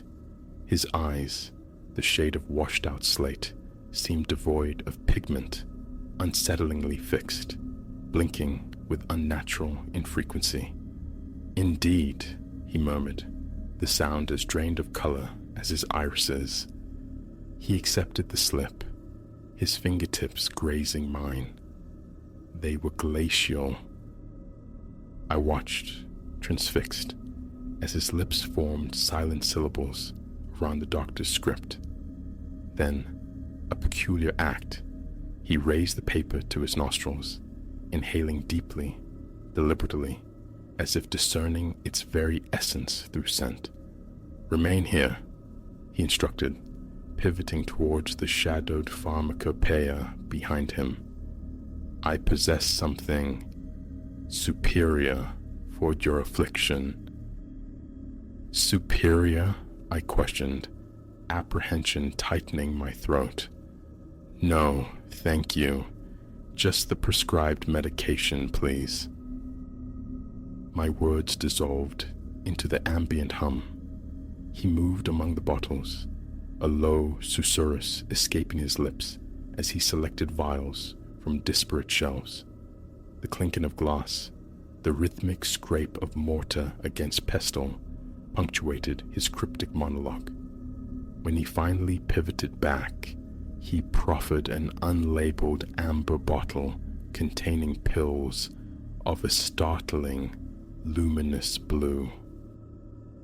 "These," he declared, sliding the bottle across the counter's scarred surface, "will prove far more efficacious for what troubles you."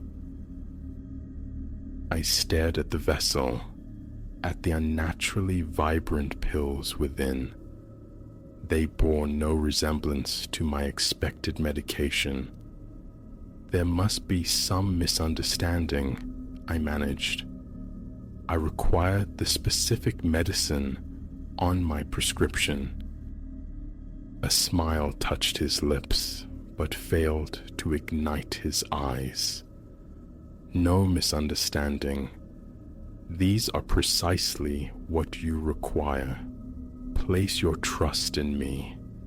My practice spans many years."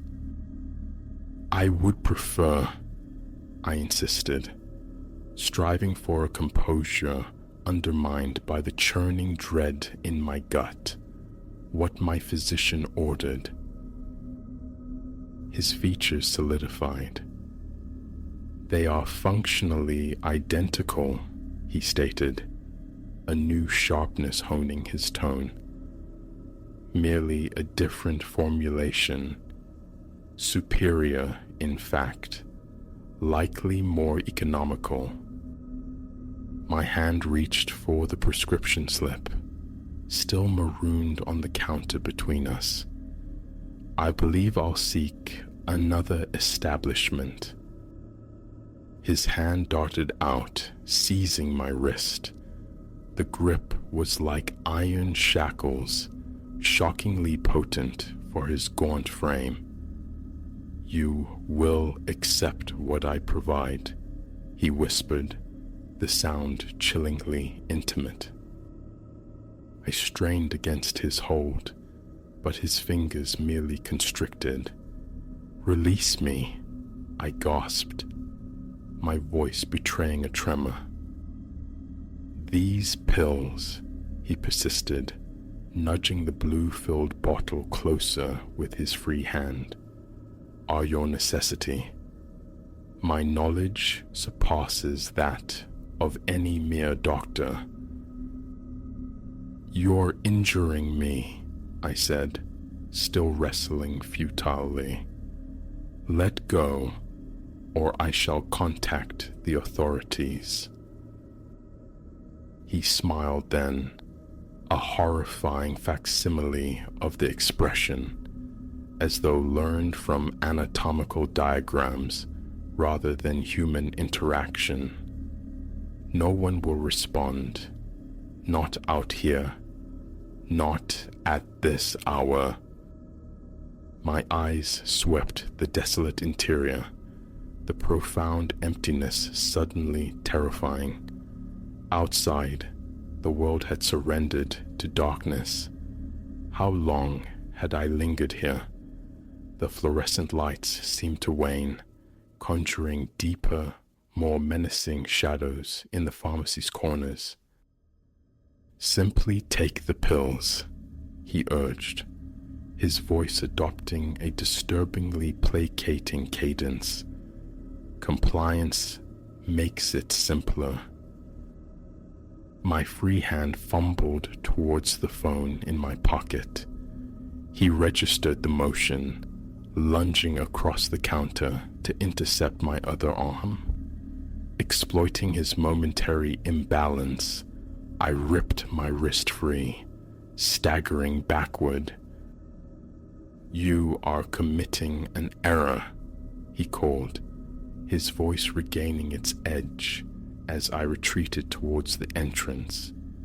"Your prescribed medicine holds no power now. Only mine offers solace." Groping behind me, eyes locked on his advancing form, he had emerged from behind the counter, the bottle of blue pills clutched tight. My fingers found the door handle. "Do not depart," he pleaded. "You need these. You will comprehend this soon enough." I pulled. The door remained stubbornly shut. Panic seized my heart. Locked. Then, instinct reversing the action, I pushed. It swung outward violently. I tumbled into the night air, its coolness a brutal slap. Scrabbling for keys, I fled to my car.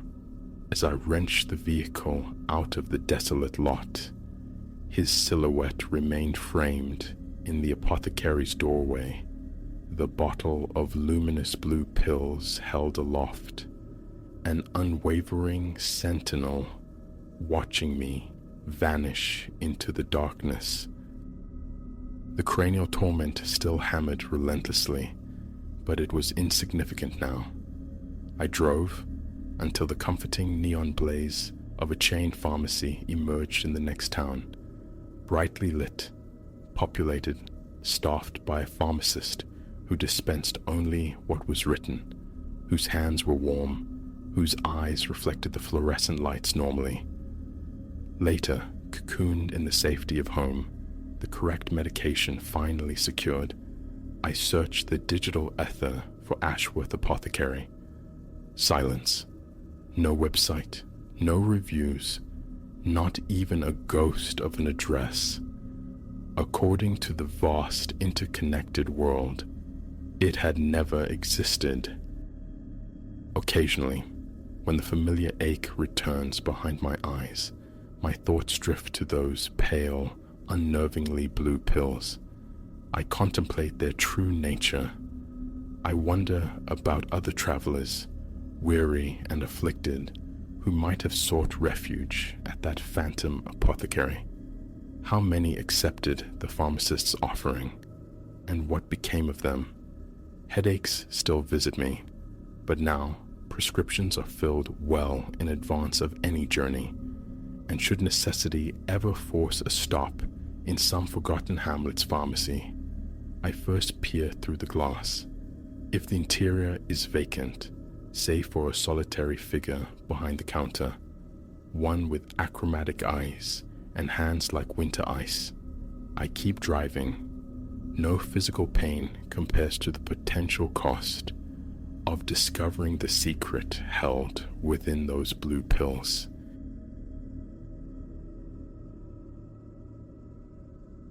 It began below ground, in the damp lunged dark of the cellar. Arthur was wrestling with water-stained cartons, excavating relics of a life half forgotten, when his torch beam snagged on something hunched behind a barricade of decaying crates. A telephone's unmistakable silhouette emerged from the gloom. Bakelite antiquity, complete with a rotary dial whose fingerholes seemed like vacant eyes, and a receiver heavy as a paperweight. Cold, solid permanence radiated from it. He brushed away a shroud of dust with his shirt sleeve, Its braided cord appeared worryingly frayed, yet the instrument itself possessed an air of improbable functionality, an interesting curio for upstairs, perhaps. Hoisting its surprising weight, he carried it into the living room, placing it on a little mahogany side table beside the worn armchair. He found the wall jack, a relic itself, and the phone's plug slid in, albeit with a disconcerting looseness. That first night, exhaustion pulled Arthur towards sleep around midnight. The cellar's musty breath lingered in his sinuses, a stark contrast to the cleaner air upstairs. Sleep, when it came, was thin, a mere gauze over consciousness. Then, in the pre-dawn stillness, perhaps 3 hours past midnight, a sound shattered the quiet. Ringing. His eyes snapped open. He sat bolt upright in bed. It was the old phone, not a modern trill, but a strident metallic buzz, sharp and insistent, pausing only to repeat itself every few seconds.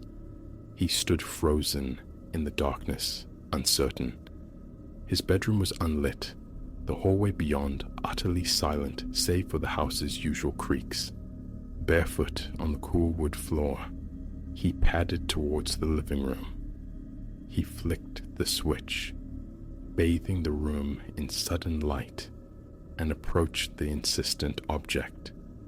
Lifting the heavy receiver, he offered no greeting. He simply waited, listened.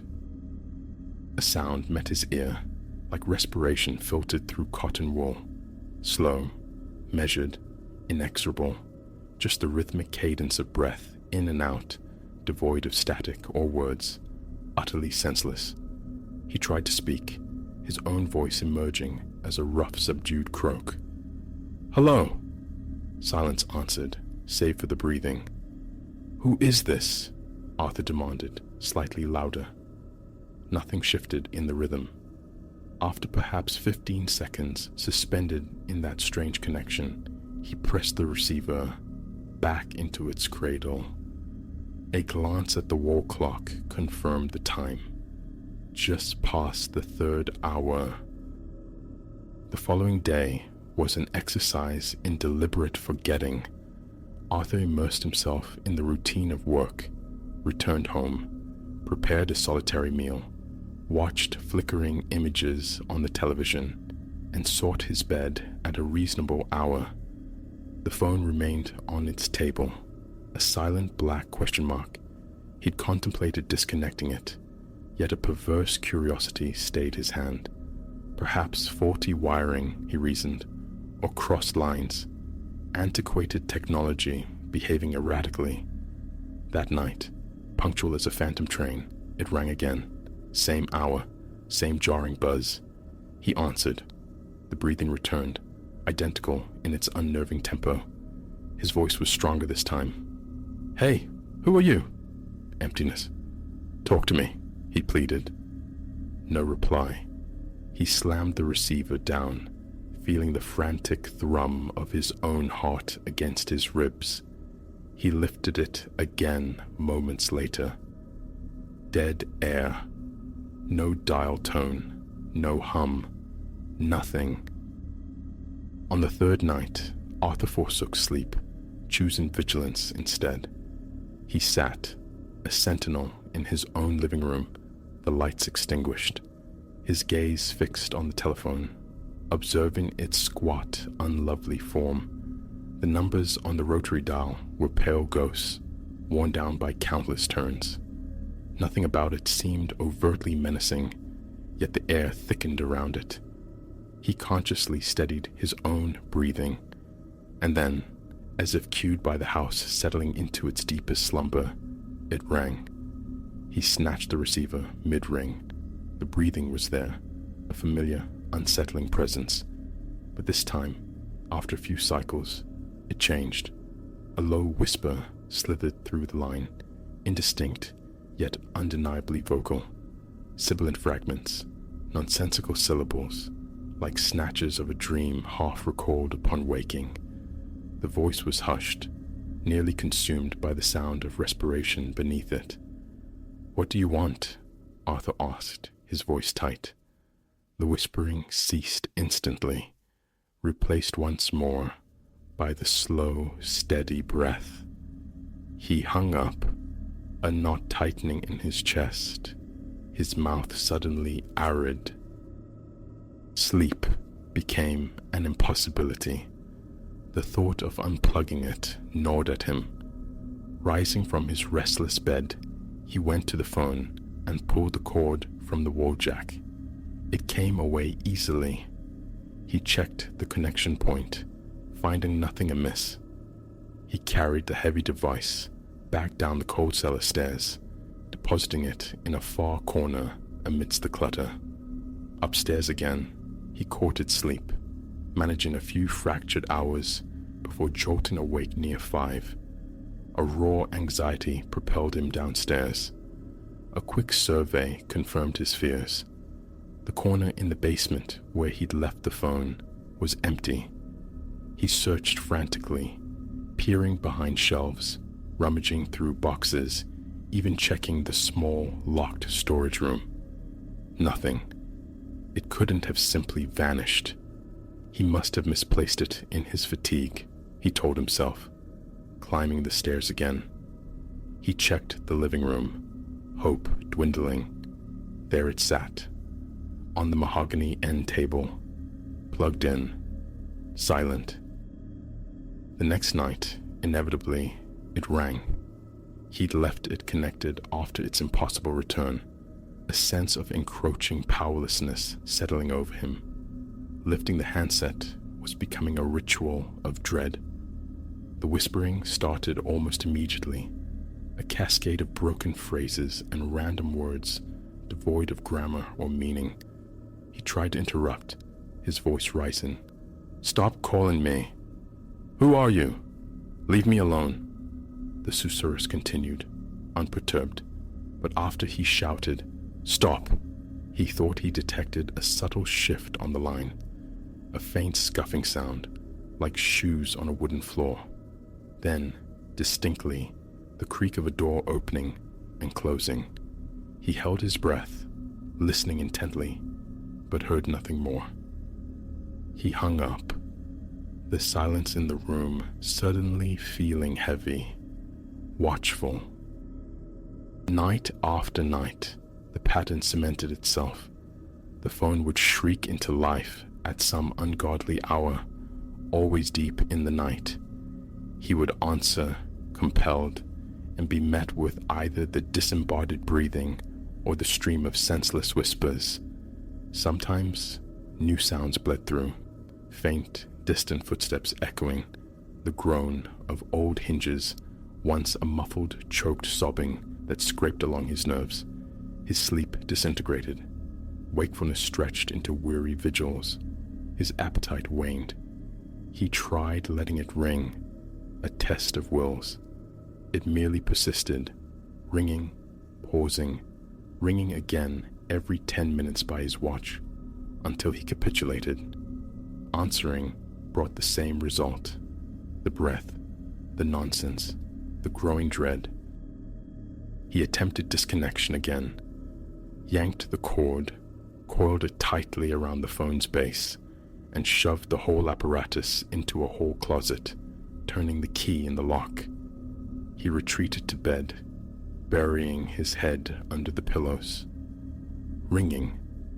He scrambled out of bed, flicking on every light switch as he went, flooding the house with harsh illumination. The sound emanated, undeniably, from the living room. He unlocked the closet. Empty. The phone sat on its end table, plugged in, waiting. The sheer impossibility began to feel less shocking, more like a fundamental law of his new, nightmarish reality. He answered, heard the familiar litany, hung up. Cold sweat traced paths down his spine. Destruction was the next logical step. Arthur fetched a hammer from the garage, approached the phone with grim determination and swung. He expected plastic to shatter, metal to deform. Instead, the hammerhead bounced off the bakelite casing with a dull, unsatisfying thud. He struck again, harder. Nothing. Not a crack, not a scuff mark. He tried prying it open with a screwdriver. The screws refused to yield, immutable. Pliers were equally useless. The phone remained stubbornly intact, a black, inscrutable monolith. Frustration boiled over into rage. He cursed it, screamed invective into the silent mouthpiece when it wasn't ringing, pleaded into the receiver during the calls. The response was always the same: breathing, whispering, utter indifference. He considered disposal, carried it outside under a starless sky, and dropped it into the metal bin at the curb, slamming the lid shut with finality. Back inside, he locked the door, double-checked the bolt. He walked into the living room. It was there, enthroned on the end table, precisely where it always sat. A crushing weight settled in his chest, his throat constricted. By now, his nights were fractured ruins. He'd startle awake hourly, anticipating the ring. Sometimes it came at 2, sometimes 3, sometimes 1. Predictability was another casualty. The lack of sleep carved canyons under his eyes and drove a constant spike of pain behind his temples. His body felt perpetually weak, his hands unsteady. Cotton stuffed in his ears proved useless. The shrill buzz seemed to bore directly into his skull. Blasting music through headphones offered no sanctuary. The ring somehow sliced through the noise. Leaving the house at night was futile. He'd return to find it ringing, patiently waiting. He wondered briefly if he was hallucinating the sound, if anyone else could hear it. He cautiously asked his neighbor, Mr. Henderson, if he had been disturbed by late-night phone calls. Henderson looked at him blankly. No, hadn't heard a thing. Arthur didn't ask again. What was the point? On one particularly brutal night, adrift in the 4th hour of the morning, after days of profound sleep deprivation, Arthur answered and pressed the receiver hard against his ear, determined to decipher the whispers. They were low, rapid, fragmented. He strained, trying to isolate a single coherent phrase, a recognizable word, an impossible task. The voice, or voices, it was hard to tell. Perhaps male, perhaps female, perhaps an unsettling blend, layered over each other in a flat monotone. Occasionally, a faint gasp or a soft, suppressed moan surfaced from the background static. He listened for a full, agonizing minute before speaking. "What do you want from me?" he asked, striving for a steady tone. The whispers flowed on, uninterrupted.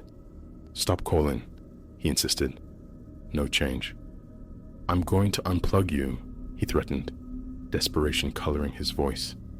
For a single, heart-stopping second, the whispering paused. Then it resumed, exactly as before. He slammed the receiver down, his heart hammering against his ribs. He paced the living room, illuminated by the glare of every lamp he owned. He went to the kitchen, gulping water straight from the tap, the cold liquid doing a little to soothe the fire in his throat. He tried the guest room, hoping a change of location might break the spell. It didn't. The phone's relentless summons permeated the walls, vibrated through the pillow he clamped over his head. Once, driven to desperation, he tried sleeping in his car. He drove several blocks away, parked beneath the lonely orange glow of a streetlight, and reclined the seat. Minutes ticked by in silence. Then, faintly, a muffled ringing seemed to echo inside the vehicle, or perhaps just inside his head. He tried to ignore it, but it grew louder, more insistent. He started the engine, drove aimlessly around the block, the phantom ring pursuing him. Defeated, he returned home. The phone sat silent on its table until later that night, when it began again. This time, the whispering felt louder, closer, and beneath it, the distinct sounds of footsteps traversing rooms, doors opening and closing, as if someone were methodically searching the house. A glacial chill prickled his skin. He hung up immediately. He experimented with relocating the phone within the house. He placed it in the upstairs bathroom, tucked behind the toilet. It rang. He answered it there, standing shivering on the cold tile floor. The whispers were unchanged. He heard a sharp thump in the background, like something heavy dropped onto a table. He hung up, fled the bathroom. By the time he reached the living room, the phone was back on its end table. Removing the cord was a futile gesture he barely bothered with anymore. It always reconnected itself. He began leaving all the lights on all night long. Clarity, he thought, might offer some defense. Sleep was shallower, fractured by the constant brightness, but darkness felt infinitely more threatening now. He'd sit on the sofa, watching the phone, consuming sugary snacks to stave off the inevitable drowsiness. His stomach churned with anxiety and cheap food. His hands trembled when he reached for a glass of water. His temper frayed easily. He took to yelling at the phone the moment it rang, snatching the receiver before the second buzz, shouting into the mouthpiece. The whispering never faltered, never acknowledged his fury. The thought of seeking help surfaced occasionally, a fleeting notion of sanity in the encroaching madness. A phone technician? The police? How could he articulate this experience without sounding deranged? He possessed no proof. The phone bore no maker's mark, no identifying features. Its cord was ancient, frayed. The wall jack appeared ordinary. His own mobile phone worked perfectly. A tether to a reality this object seemed determined to sever. This old phone existed in its own perverse dimension. Sometimes, the whispering yielded to pauses, filled only by that measured, inhuman breathing. Other times, the muffled crying returned, the sound of adult sorrow desperately stifled. The footsteps remained distant, their source untraceable. He experimented with his greetings, different tones, different words, hoping to elicit any kind of reaction, any deviation. Nothing. He tried letting the whispers drone on for minutes, testing their endurance. They never ceased. Eventually, the pressure of the handset against his ear would become unbearable, and he would hang up, defeated again. He bought industrial-grade earplugs. The ring persisted. He tried noise-canceling headphones, blasting white noise. He still perceived the underlying summons. When he answered, the whispers simply continued, oblivious to his attempts at insulation. Holding his mobile near the receiver to record the calls yielded only silence upon playback. Nothing but the sound of his own ragged breathing captured. His days became a gray fog of exhaustion. Work suffered. His health deteriorated. He was trapped in a loop, tethered to an object that defied destruction, defied removal, defied silence. He lost count of the nights. Time itself seemed to warp, stretching into an endless expanse of anxious waiting and jarring interruption. His eyes burned constantly. His head throbbed. The weakness and tremors became his baseline state. Asking the neighbor again felt utterly pointless. He was alone with this. On another night, indistinguishable from the countless others, deep in the suffocating hours before dawn, ravaged by sleep deprivation, Arthur lifted the receiver. He pressed it tight, listening with an almost academic focus to the stream of low, rapid, broken whispers, searching for pattern, for meaning, for anything. It remained elusive, a tapestry of layered voices, genderless, toneless, punctuated by those chillingly intimate gasps and moans. He listened for what felt like an eternity before speaking, his voice raspy, defeated. "What do you want?" the whispers continued. "Stop calling me. No change. I'm going to unplug you." That fleeting 1-second pause. Then the relentless flow resumed. He slammed the handset down, his heart a frantic drum against his ribs. The silence of the room pressing in, heavy with the promise of the next inevitable ring.